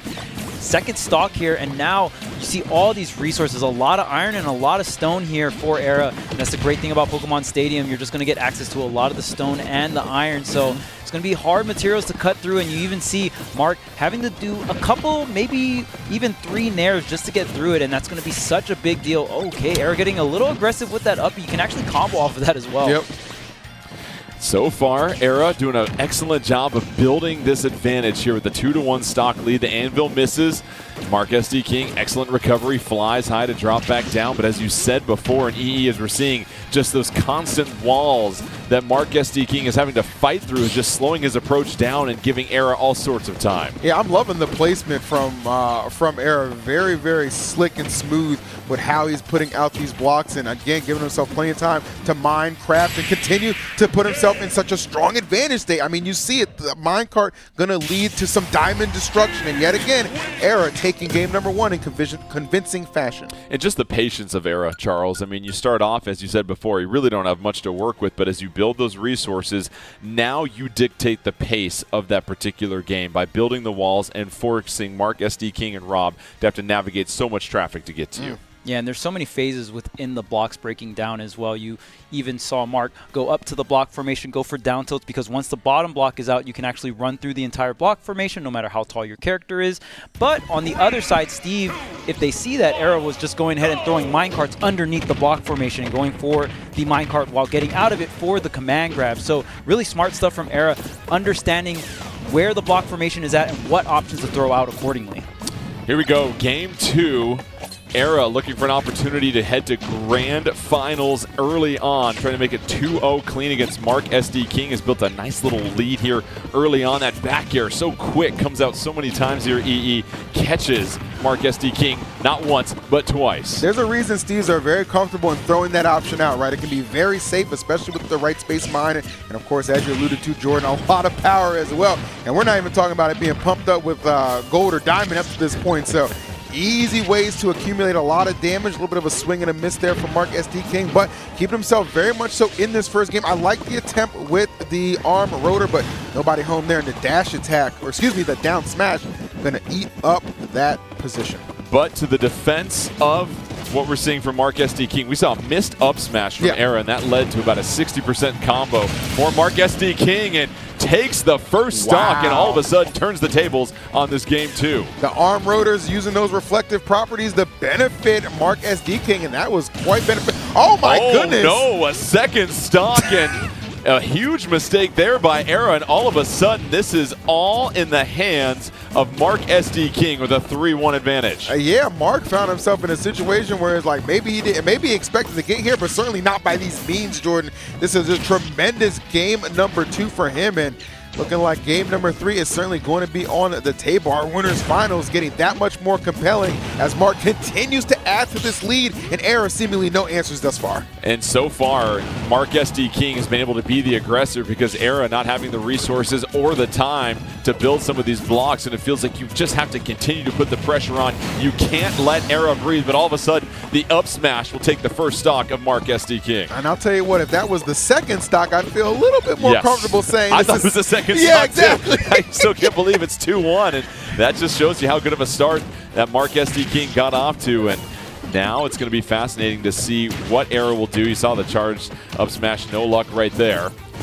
But now here comes a couple of more gyro mites, the Robo Beam trying to chase and just not trying to provide any time whatsoever for Era to prevent them from building those blocks. Yeah, Era understands, like, okay, like this is some dire straits that I'm finding myself in. Obviously, Steve does have the ability to make this comeback, but it gets that much more harder when that percentage continues to rise and you find yourself in positions like that. Exactly. Rob up air. Sometimes it's known to rob the stock, but right there I'm going to say that was hard-earned, Jordan. It really was. Even though one stock was essentially gifted to you, you still had to take those other two, and you worked your way for that. So now that forces the Game 3 to try and get into grand finals, and I think the adjustment's going to be whether or not Mark SD King can keep that constant pressure up, because we saw all of a sudden that puts what we saw from Era on the back foot for the most part and doesn't have the time to build those resources and dictate stage control. So we'll see what the adjustment will be here in Game 3 to punch a ticket to grand finals. All right, let's see what stage we're going to get. It looks like we're playing on that Smashville. Going to be Smashville. Okay, I'm leaving that up to you. Yes.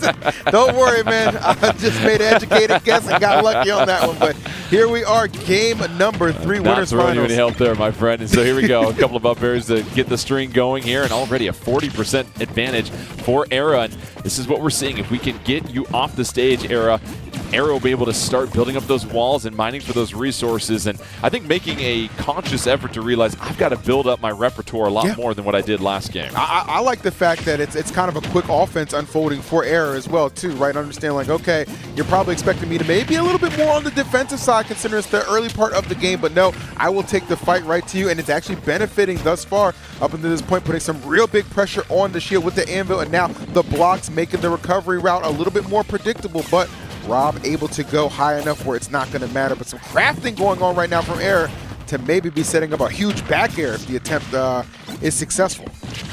So far, both fighters essentially at the same percentage. Oh, that Gyromite snuffs out, interrupts some of the mining there, and that's going to change the flow of this already. And now that allows Mark SD King to be a little bit more familiar, but here comes the grab into the back throw. I've seen a couple of up smashes from Mark SD King, so I have a feeling what he's looking for. He's looking for some powerful hits to try and put the stock away at some of those lower and mid percents for sure when it comes to dealing with Steve.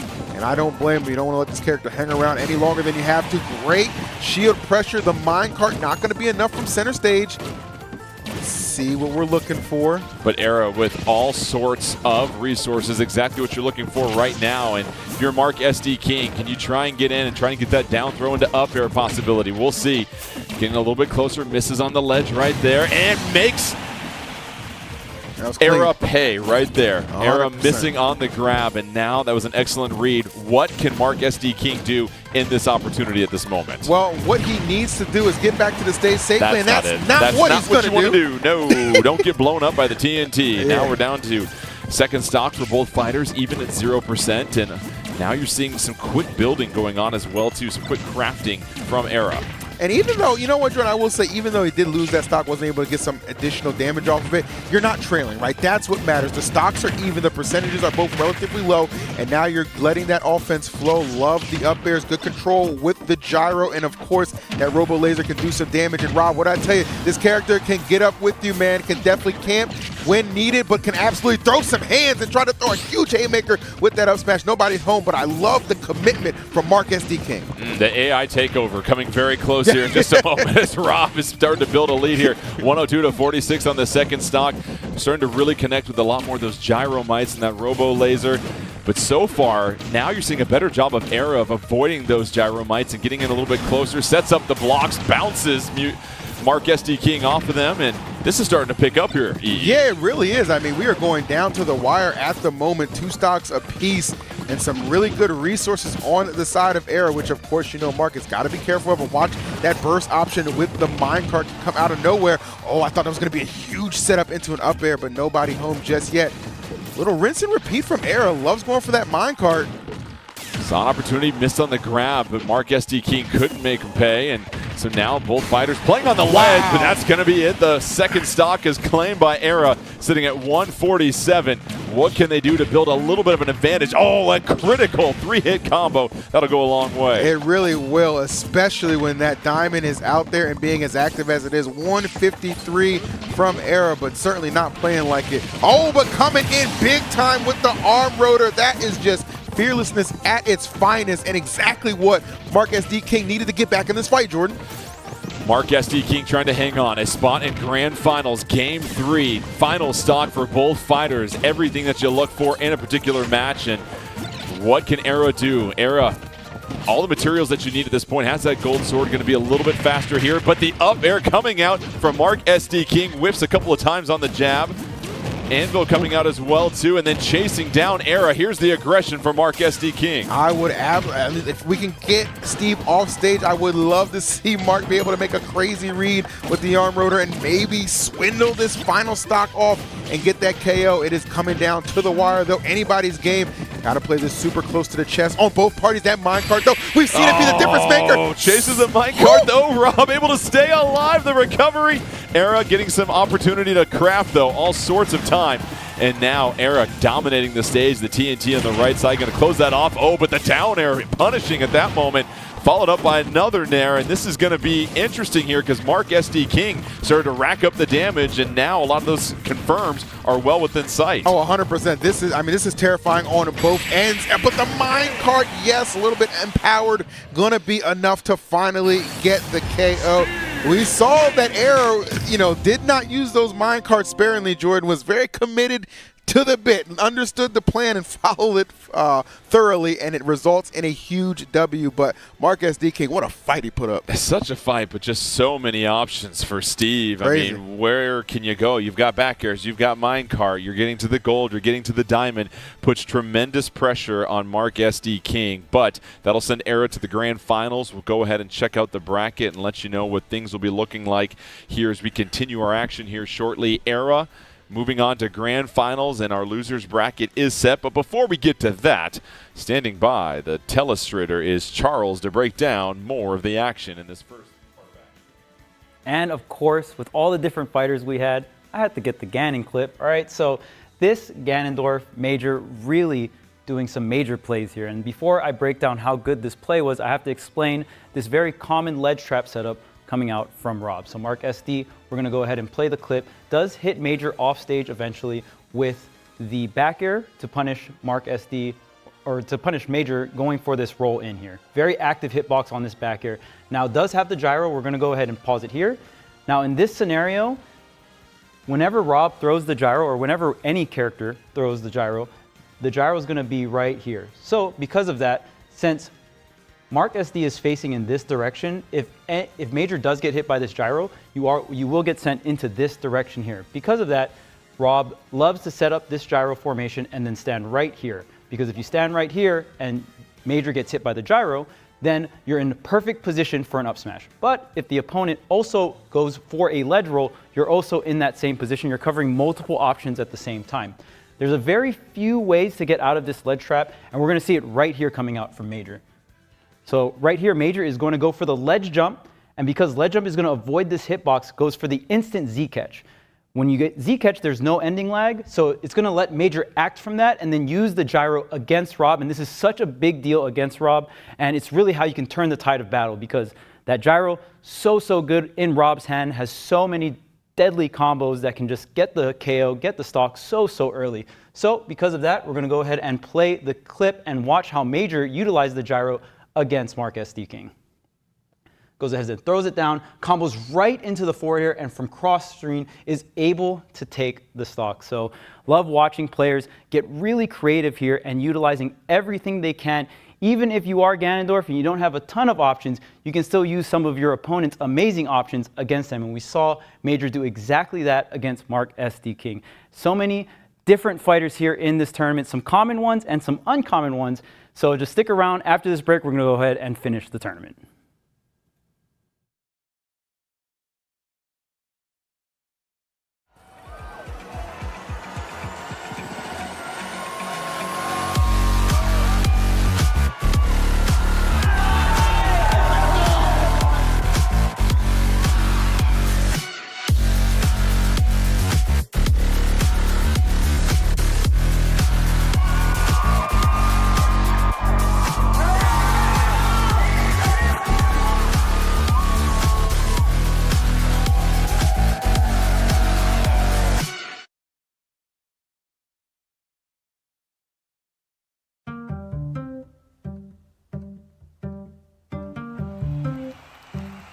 I'd like to welcome you all to the Nintendo World Championships. Electric crowd here. The batteries are charged. Before I walked out onto stage, I was incredibly nervous. It was my first time in that sort of environment. The audience was insane. We're wild. I'm having the best time of my life here. There are lasers everywhere, the music was blasting, and you're on stage and everybody's cheering and everybody's... I mean, my mom's the loudest person in the audience, right? You can hear her over everybody else. I'm excited to go on stage, I'm excited to play, and I'm going to do the best I can. Some unbelievable performances that we saw in this first round. Am I going to walk out of here the best of the best? Or am I just going to be another average gamer? It was a lot of emotions at once that me as a 12-year-old was kind of thrown into. Like, this is really like the top level. Those moments are what this championship was made for. There was a few people who I felt like were very gifted at games. It just happened to be my day. Ladies and gentlemen, we have ourselves a new Nintendo World Champion. After the competition, I was definitely feeling in my head, I can do better. I can come back. I can have some sort of redemption arc.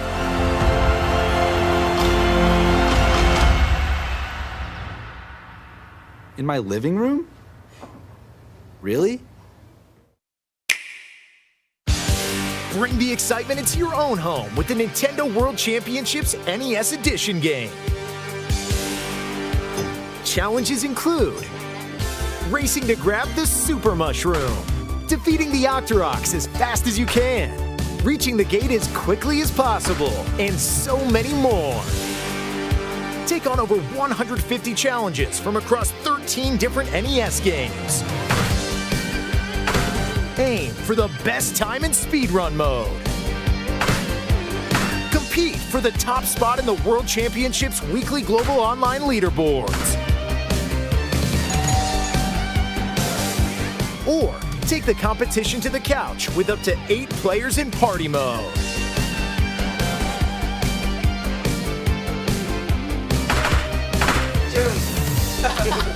Nintendo World Championships NES Edition launches July 18th on Nintendo eShop.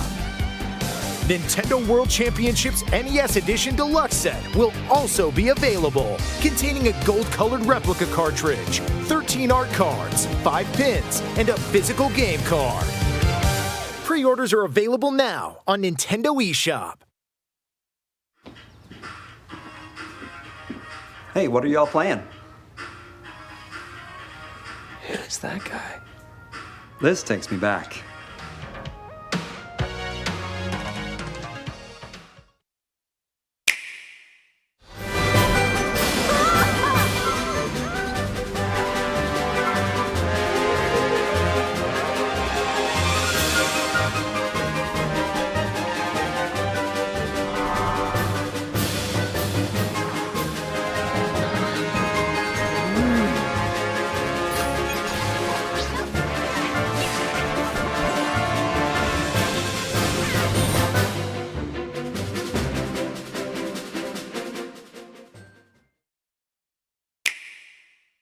Our tale begins in a far-off land where Mario gets mugged. Is that right? On his grand adventure to recover the crystal stars, Mario is cursed to fold into a paper plane. What? Then faces a dragon with a froggy phobia? He's getting into epic scraps, saving transforming townsfolk, and battling wacky wrestlers in Paper Mario: The 1,000-Year Door. Available now.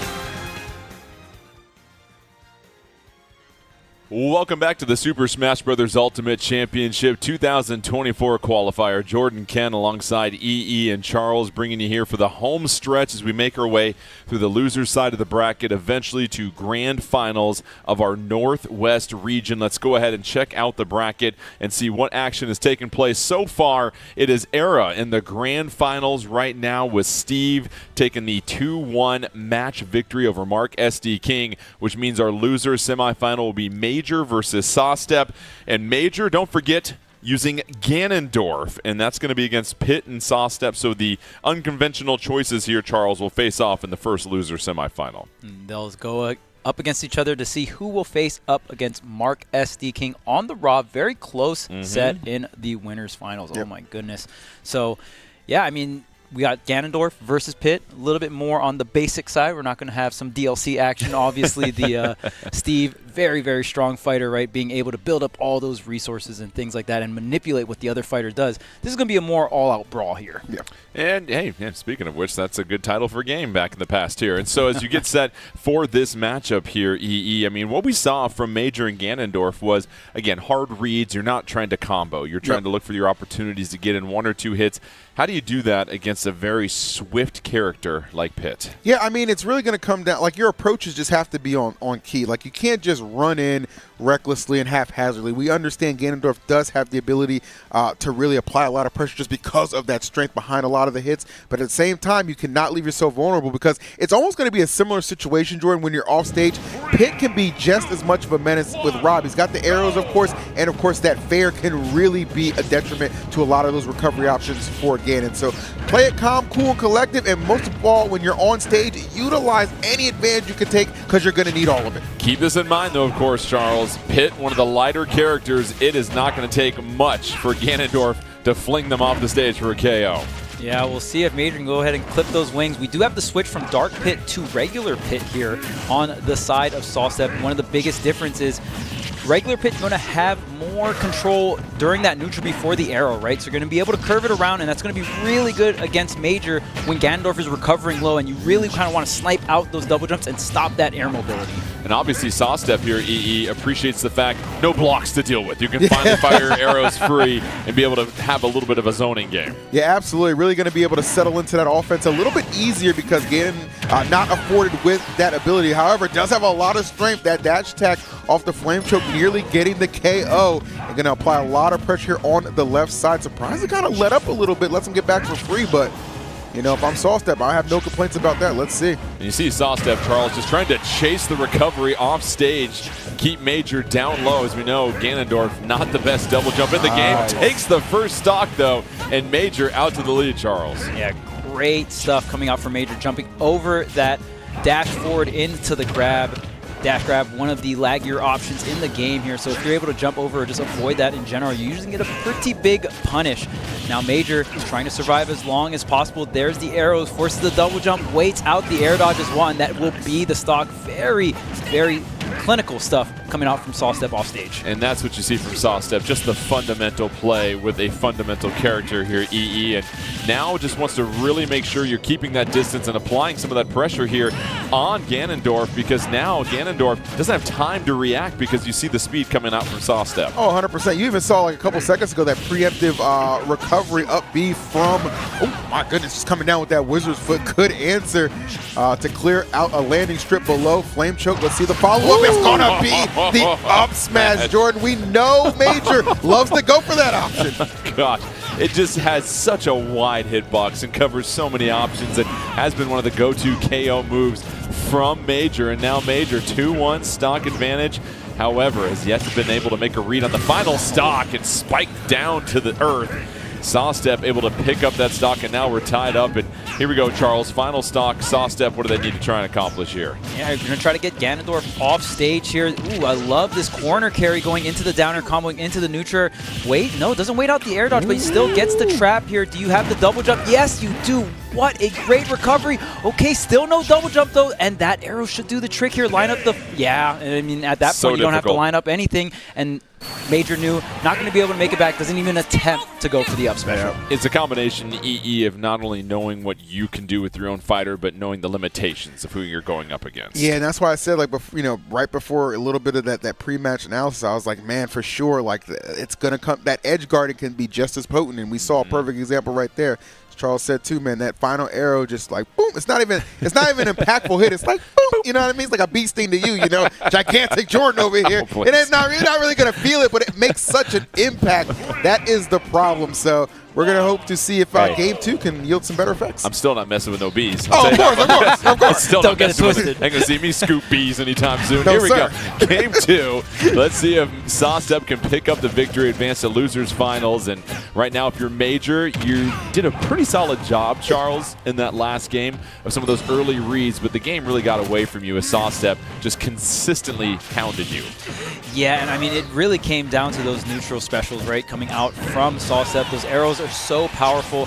One option that Major does have is you can go ahead and swing at the arrows as well. You can clank them out with your own hitboxes, so you don't utilize, or you don't have to force the air dodge, right? Because in Super Smash Bros. Ultimate, you only have one air dodge in the air. You got to use it wisely. Major taking that first stock, and EE, you love the read on the ledge there.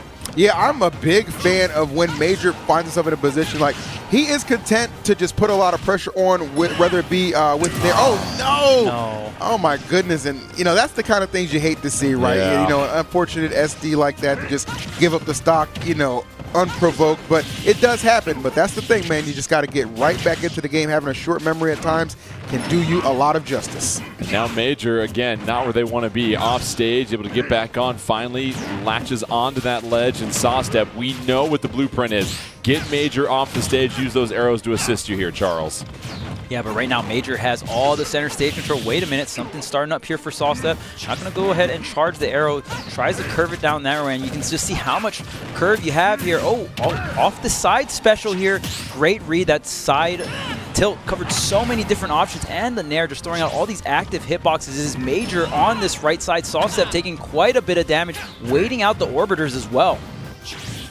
Major needs one more solid hit, you feel like, to take that stock from Sawstep to maintain lead in this second game. Major fighting for their tournament lives here has been so good, EE, reading those ledge recovery options and continues to do so. How about Sawstep staying alive at 145, though? Yeah, that's credit to him because there's been a lot of rinse and repeat for sure from Major. Not able to come up with the KO just yet, but Sawstep, to your point, Jordan, able to survive long enough where maybe can reassume some control. That's an excellent grab. Should be a down throw. Yep, looking for the big follow-up.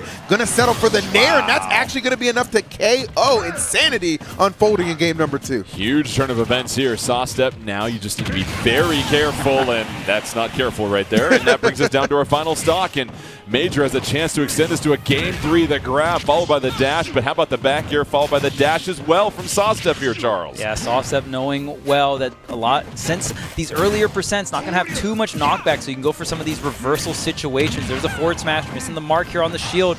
Major able to get the punch, just barely out of range of that flame choke. That could have been everything here. Neutral still connecting for Major, and the up smash! Who else but Major? You saw it coming, EE. You recoiled because you knew what was going to be eventual.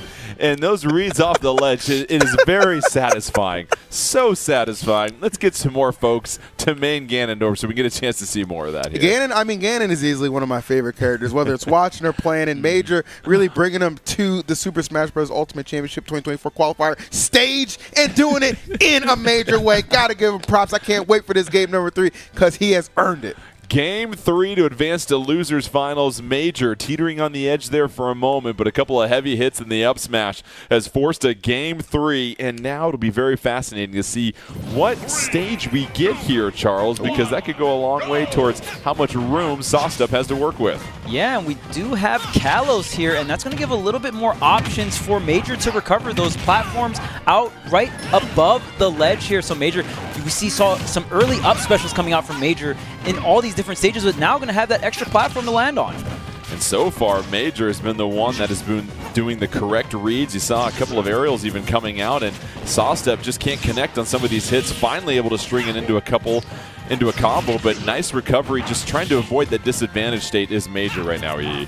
Yeah, and doing a pretty good job at that as well. One good thing that's going to help him out a lot, he accumulated a lot of damage on to Pit at the start of things. So right now, obviously struggling a little bit to get back, but does have the recovery route to do just that. Oh, this could be huge, and it will be wild. Trapped in that corner, nowhere to go but to the blast zone.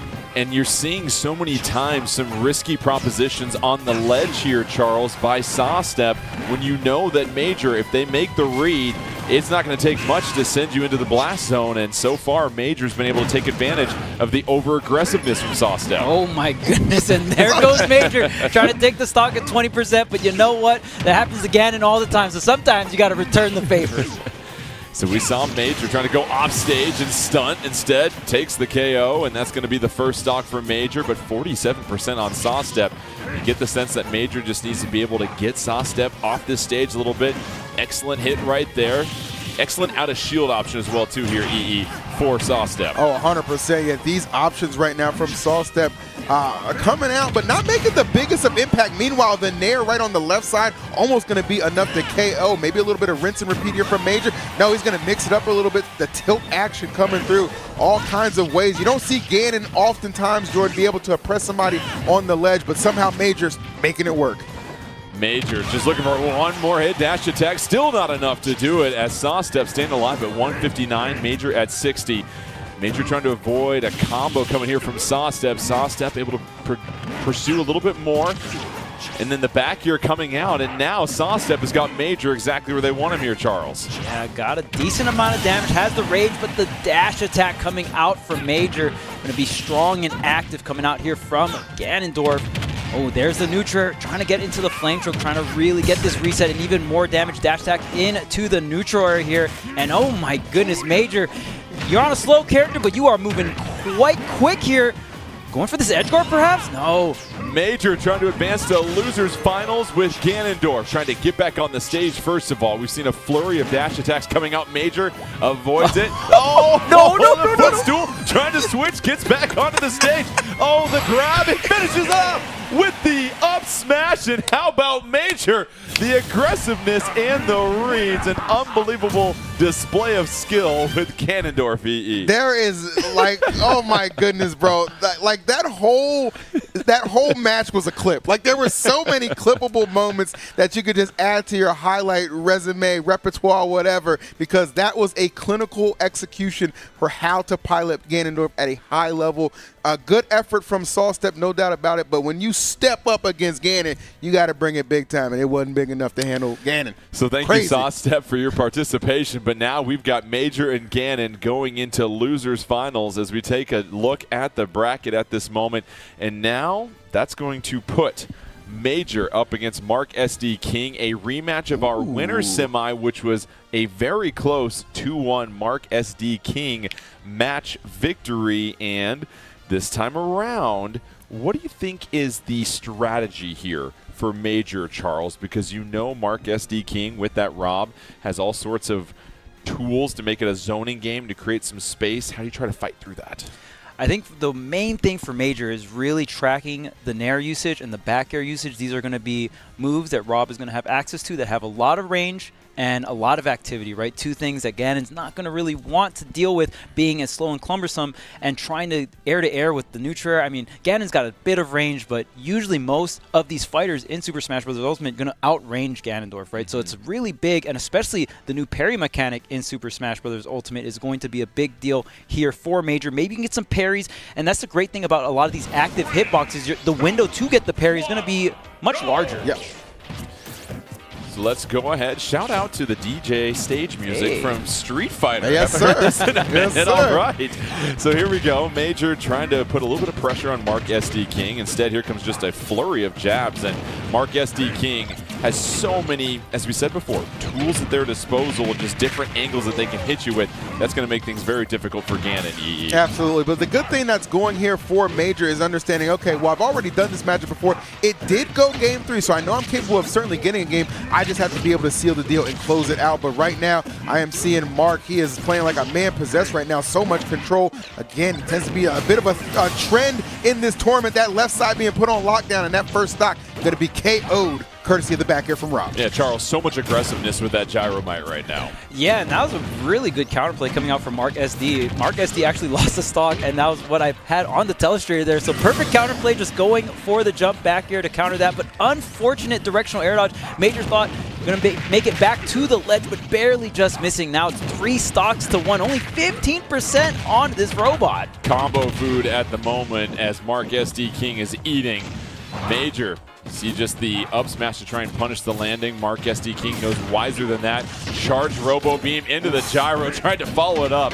Barely able to get that shield up for the EE. Yeah, this is, I mean, there is no breathing room being given right now for Major, having just no answers against Mark SD King, who is very much so trying to let us know, hey, that first time we had that encounter up there in Winter Semis, yeah, that wasn't a fluke. That was just my ability to dominate a game and take it over. Perfect display right there, as a 3 stock is going to be how we start off Losers Finals. Charles, as the kids say, left no crumbs. Mark SD King just putting on a clinic at that moment. Ooh, man, that was tough. And Mark SD saying, hey, I'm not playing Pit, I'm playing Rob. This character, very powerful, very strong. Unfortunate SD, so I would say like a maybe 2 and a 2.5-ish stock. But it was still not so pretty nonetheless for Major. Yeah, and you wonder if Major possibly try Ganondorf one more time, or do you maybe look at a different fighter, because that really wasn't too close. I mean, we'll find out here. But listen, Major, you've rode Ganondorf this far. Go the distance with Ganondorf. You got to go the distance. So here we go. Game 2, EE. Any adjustments you see here for Major to try and make it a little bit more competitive? Oh, man. I mean, it's so difficult, right? Because, like, the obvious answer is, like, dude, stay on stage as long as you can. But Rob oftentimes does not give you the option to that. I do like the preemptive recovery on that dark dive.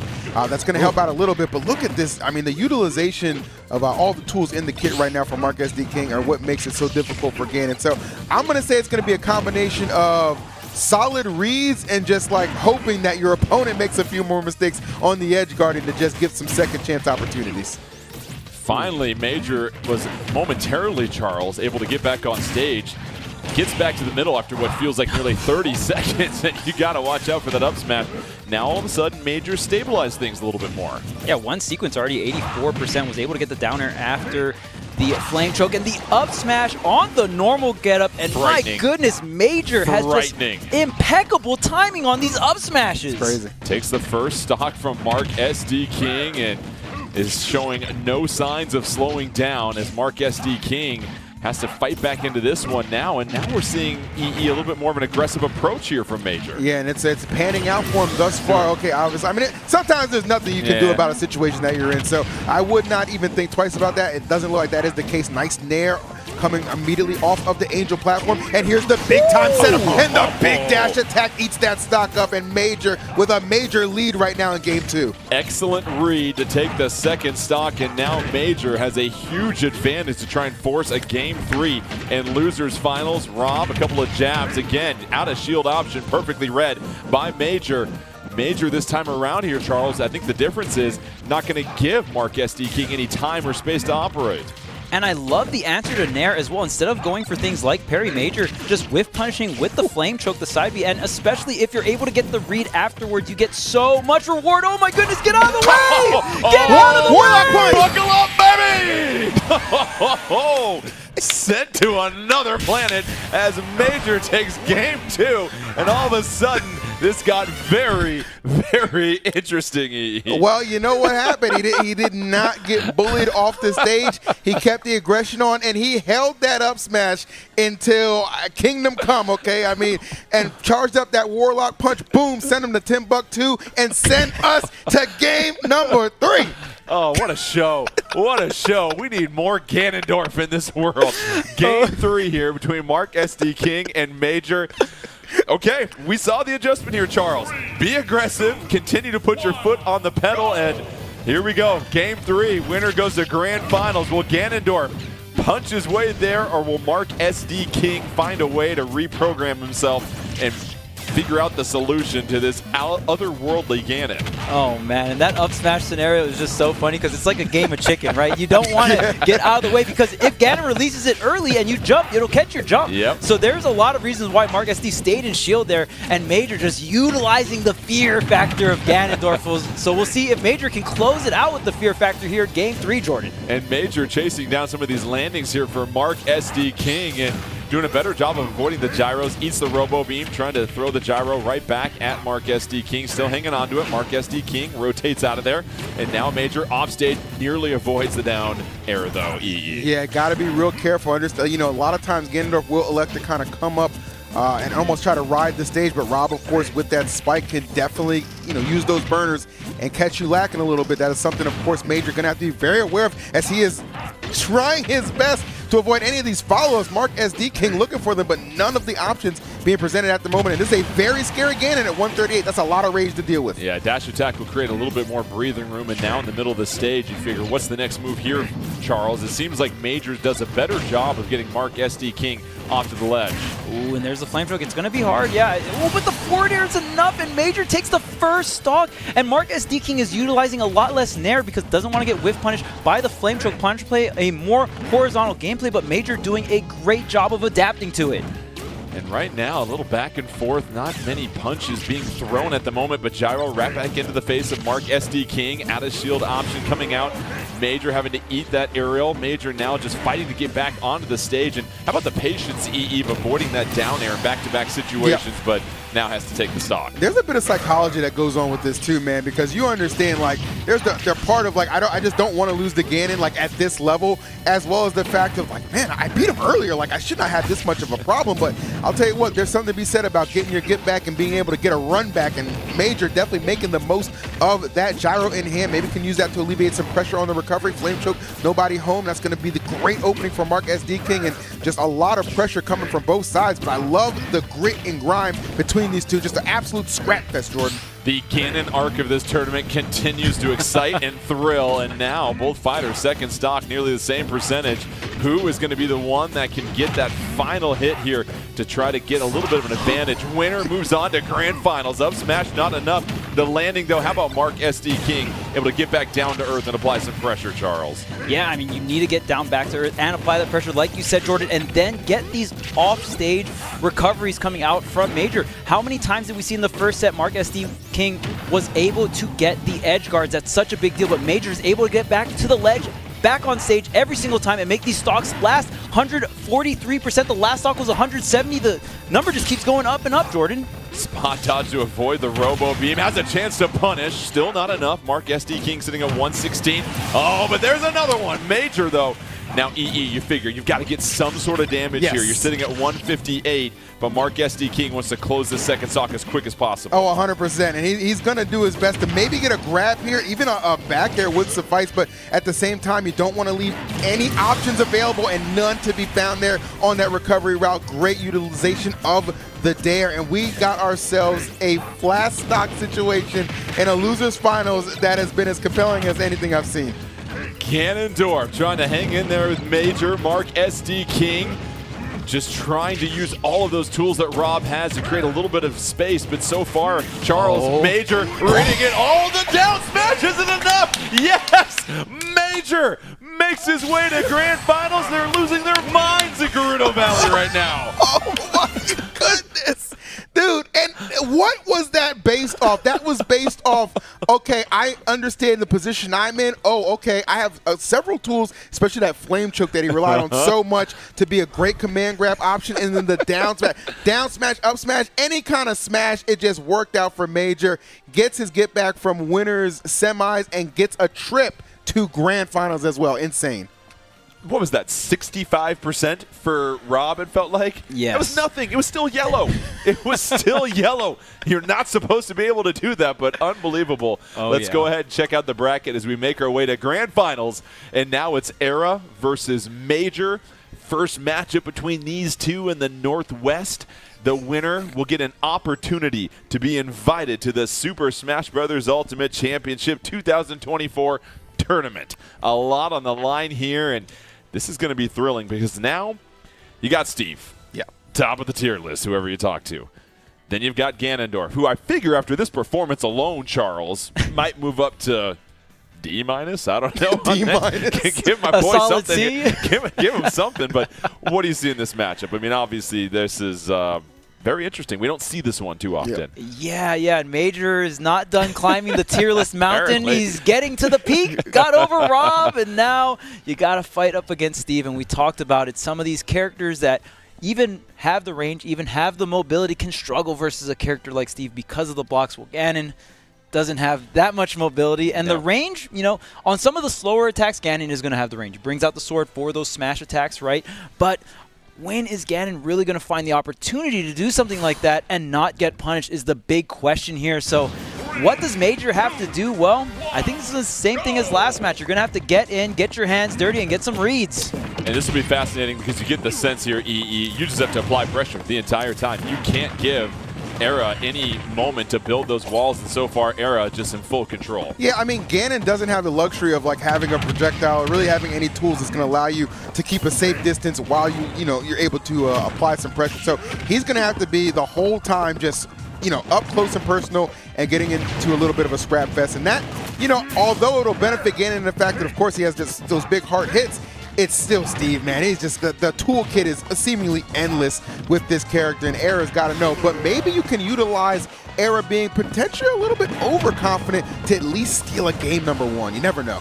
What's going to be fascinating is, Charles, you imagine Major has faced a lot of Steve players as Major takes the first stock. But Major has faced a lot of Steves. I don't think Era has faced a lot of Ganondorfs to get to this point. That's going to be the main curveball here, and you already see Major's knowledge against this Steve matchup here, going ahead and nair through that anvil coming down here. Here's the flame show, gets the dash attack to cover multiple options here, and if this connects, oh man, great delay coming out from Era, but oh my goodness, that forward tilt almost takes a stock.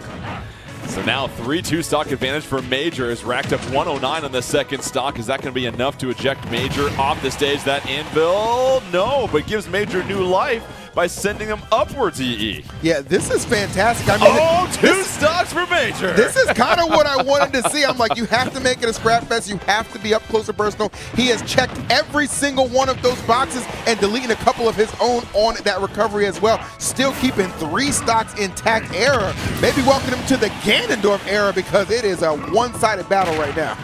So here we go, 2-1 stock advantage. Major racking up 52% at this point, and so far, I guess the question here, believe it or not, Charles, is what does Era need to do to create a little bit of space? Well, I mean, the offstage obviously always going to be where you want to strike versus Ganondorf. Era going to have a lot of options. You can create blocks offstage and go for things like that down tilt, just a lot of active hits there, right? And you can also go ahead and try to get the 2-frame with that as well if Ganondorf is going to the ledge with that up special here. But man, I just feel like Era might not be respecting Ganondorf not at all as much because, I mean, we usually see Era try to set up the wall and then go for the mining against it. I think Era's opting to just fight up against Ganondorf, and you might have to put more respect on my boy here. And that's what I'm thinking. You don't want to start brawling with Ganondorf here, EE. You want to use the things that separate you. And how about this? Major picks up game number 1 against Era. As I said before, take your tier list and just shred it up at this point, EE. A little sneaky game 1 robbery. I'm okay with that. I mean, to Charles' point, Era came into that just so overconfident in the approach, right? There was no urgency on getting materials, setting up blocks, none of that. It was just like, I'm just going to fight you straight up. Bro, that's Ganondorf. That's Ganondorf. What are you doing? You have the tools to stay away. Consider using them for game 2. Link never approaches without tools. What makes you think that Steve can? It takes 50 hours just to get to the first fight. There's a reason for that. Haven't you learned anything over the last 35 years? Here we go. Let's see if Steve can turn things around and start building resources. Not a good start. 53% out the gate.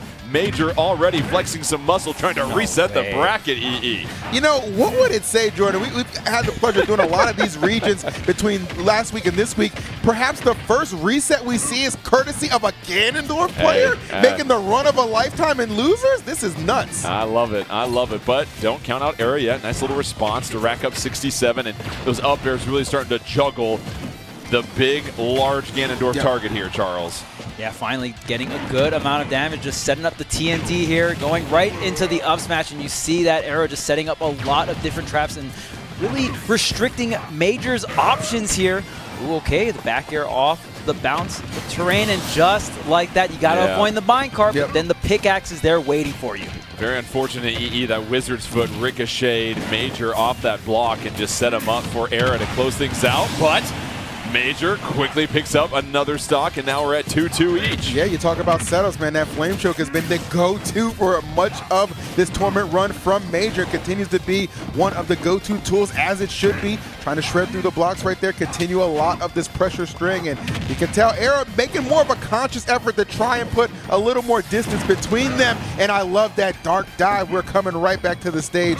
All the aggression in the world really serving Ganondorf well right now. Got to be careful with those Wizard's Foots, though, Charles, because you see just how high of a recovery and lag it creates and just makes you a sitting duck. And now we're seeing Major get to where they want to be, on the ground. And at this point here, if you're Major, you just continue to apply the pressure, Charles. Yeah, and one thing I did notice is Ganon hitting really hard helps a lot. Has solid range as well.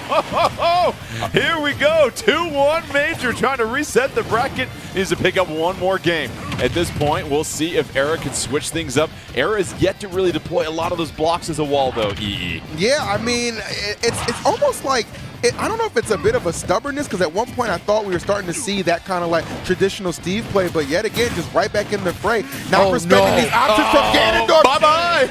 Oh, hit the reset button, and let's get set for another grand finals, because Major is not here to play, folks. Major is ready to make some noise with Ganondorf, and that was a quick 2-0, Charles. 2-0. There wasn't a single game taken, and there needs to be some serious recalibrating on the behalf of Era because of everybody that Major has played having the most dominance over Era. Yeah. Yeah, and I mean, when Major is breaking your ankles like that, especially that last sequence, man, that was, wow. I mean, even in the victory sequence, Ganondorf was just laughing, laughing at Steve. It's just like, is that all you got? Yeah. Insane. And right now, Major is just going all out, getting all of these back-to-back reads. And even though Steve a little on the heavier side, it doesn't really matter too much because Ganon hits so hard. And another thing I noticed, since Ganon hits so hard, even some of these stone blocks that a lot of characters have to hit 2 to 3 times, Ganon sometimes just does one move and those blocks just evaporate.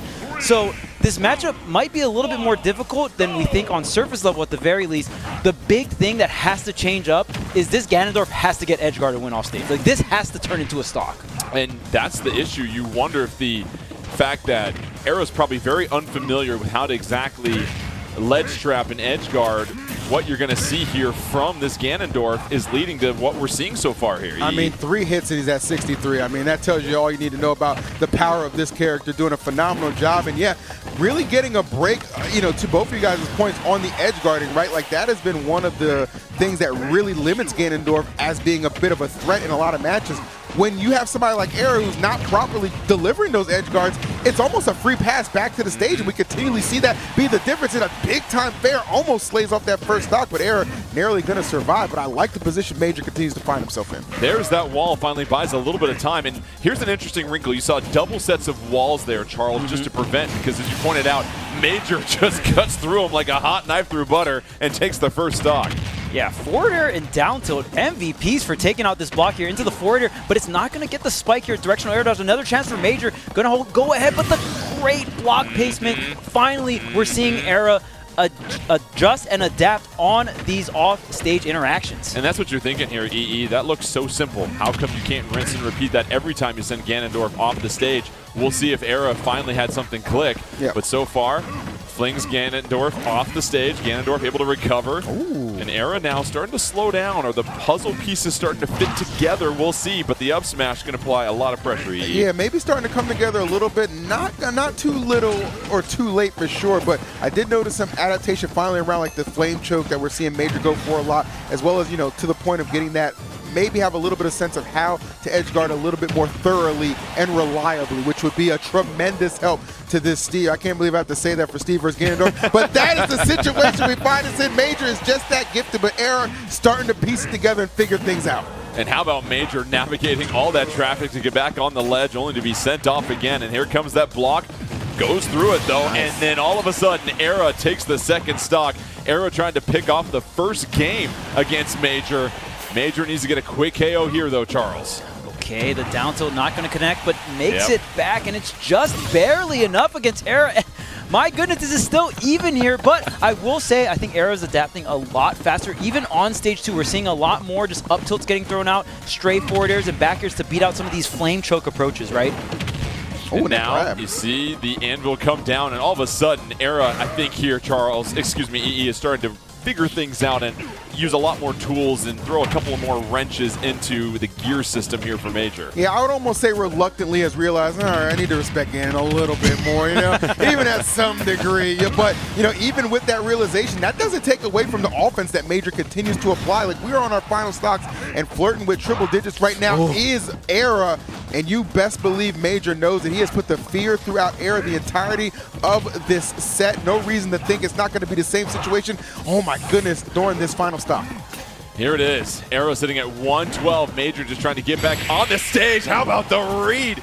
Is it going to be enough, though? Major barely trying to get back on. Major still alive, but no recovery left in the tank as Era takes the first game. And Charles, I think this is starting to get very interesting because I think Era is starting to figure out how you approach this Ganon fighter. Yeah, I think Era adapting in multiple places as well. We saw these edge guards come into place. I mean, 2 of them right there in that first game. Still very close, but even in neutral, I feel like Major was getting away with a lot of flame choke, and Steve has some of the best attacks in the entire game. You can up tilt very fast, very low cooldown as well, and you can move while you do it, right? So sometimes you just have to cover yourself in hitboxes when your opponent simply can't beat them out, and especially if they're throwing out a lot of these command grabs, right, since the attacks do beat the grabs here. So great adaptation coming out from Era, and we're seeing a lot more respect on my boy Ganondorf here. Game 2, Era can claim the championship for the Northwest with a victory here. Major trying to force a Game 3, and already EE, you see a completely different approach coming out from Era with the TNT and the wall, just setting up a lot more hazards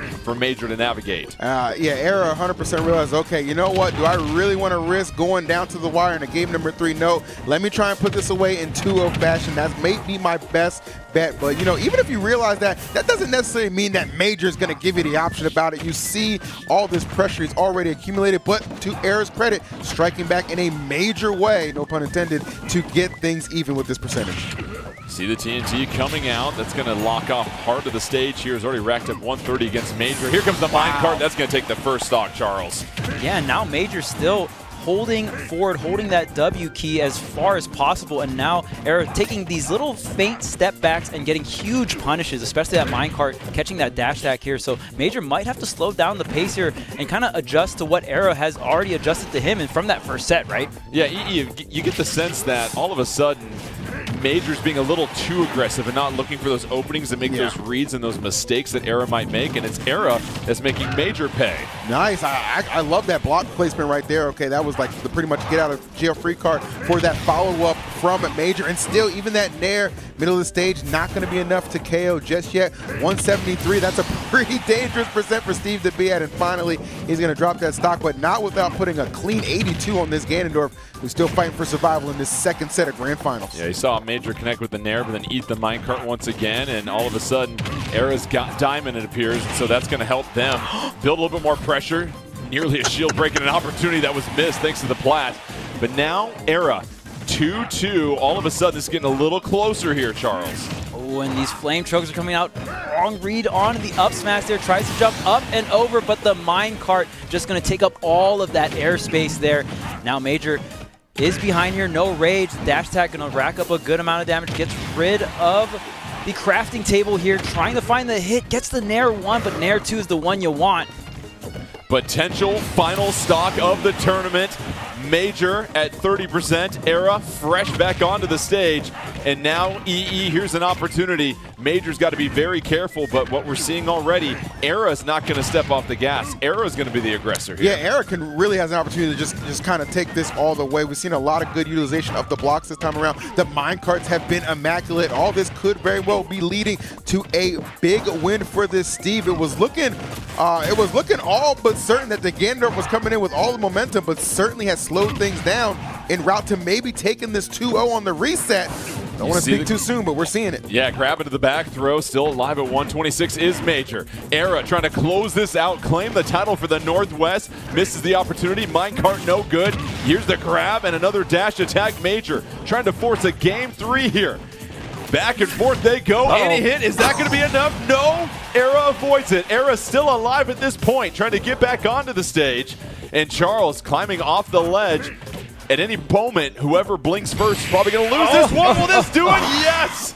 Era is your champion for the Northwest, but had to earn it the hard way. A reset coming from Major, but at the end, Charles, I think showed the adaptation and utilizing those advantages that make Steve such a powerful fighter at full force against a Ganondorf that is a force of nature we hadn't seen in a while. Yeah, and just understanding the spacing as well. Obviously, Ganon does do quite a bit of damage on all the moves, but that comes with a little bit more end lag, right? Utilizing that shield, that quick sword out of shield with the sword fair and the sword bear as well. So just doing that just changed the pace of the game and was able to slow things down, speed things up whenever Era needed to, and nailing those offstage edge guards, right? And then even towards the end, there was about 2 to 3 flame choke opportunities for that read, and Era was able to get out of every single one of them. Hard-earned, well-earned fight there, and was able to close out grand finals in their favor 2-0, just returning it just from the first set, right? Let's go ahead and check out the final bracket to wrap up the day of action for the Northwest. Congratulations, Era getting the victory here over Major, 2-0 in that bracket reset. And so now that means Era will have an opportunity to be invited to the Super Smash Bros. Ultimate Championship 2024 tournament. Will take home 10,000 My Nintendo Gold points as well. But an enthralling day of action, EE, and the Ganondorf that we saw from Major is one that we won't forget anytime soon. Oh, no doubt about that. I mean, you look at, we had Rob, Pitt, Ganon, Steve, and, in this circumstance for this region, the top of the tier list could not be toppled. It was Steve holding that status quo, but did not do it without having to face some adversity, which I really appreciated. Finally got to see a reset in one of these, and courtesy of Ganon of all characters, but he definitely brought the fight. But kudos to Era for adapting on the fly, and especially against a character that can really apply so much pressure. It can make you a little bit, make those hands a little shaky, but he definitely calmed it down when he needed to, and he earned that victory. All right, well, we want to tell you about one more opportunity to compete in some competitive Super Smash Bros. Ultimate action. Make sure coming up later this month, June 16th, 3 p.m. to 6 p.m. Pacific time, we have the Nintendo vs. Challenge Cup June 2024 tournament in-game, a chance to compete against some of the best across the globe. So a lot of excitement there as well, too. But we put a bow on this one, and just one more final thought here, Charles. Just we oftentimes talk about with Super Smash Bros. Ultimate the fighter diversity and how anybody can win on a given day.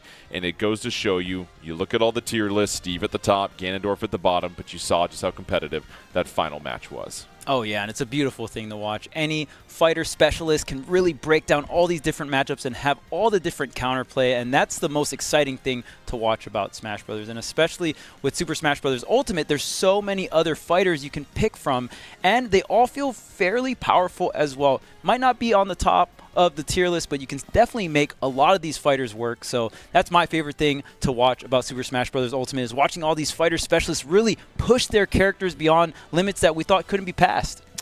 Well, both of you, fantastic job. Always a pleasure. For Jordan, Ken, EE, and Charles, our wonderful production crew as well, too. Thank you again for joining us. Don't forget, coming later this year, the Super Smash Bros. Ultimate Championship 2024 tournament. You will not want to miss that. Keep it posted to Nintendo Versus for all of your Nintendo competitive action. From all of us here, enjoy the rest of the weekend, and we'll see you next time.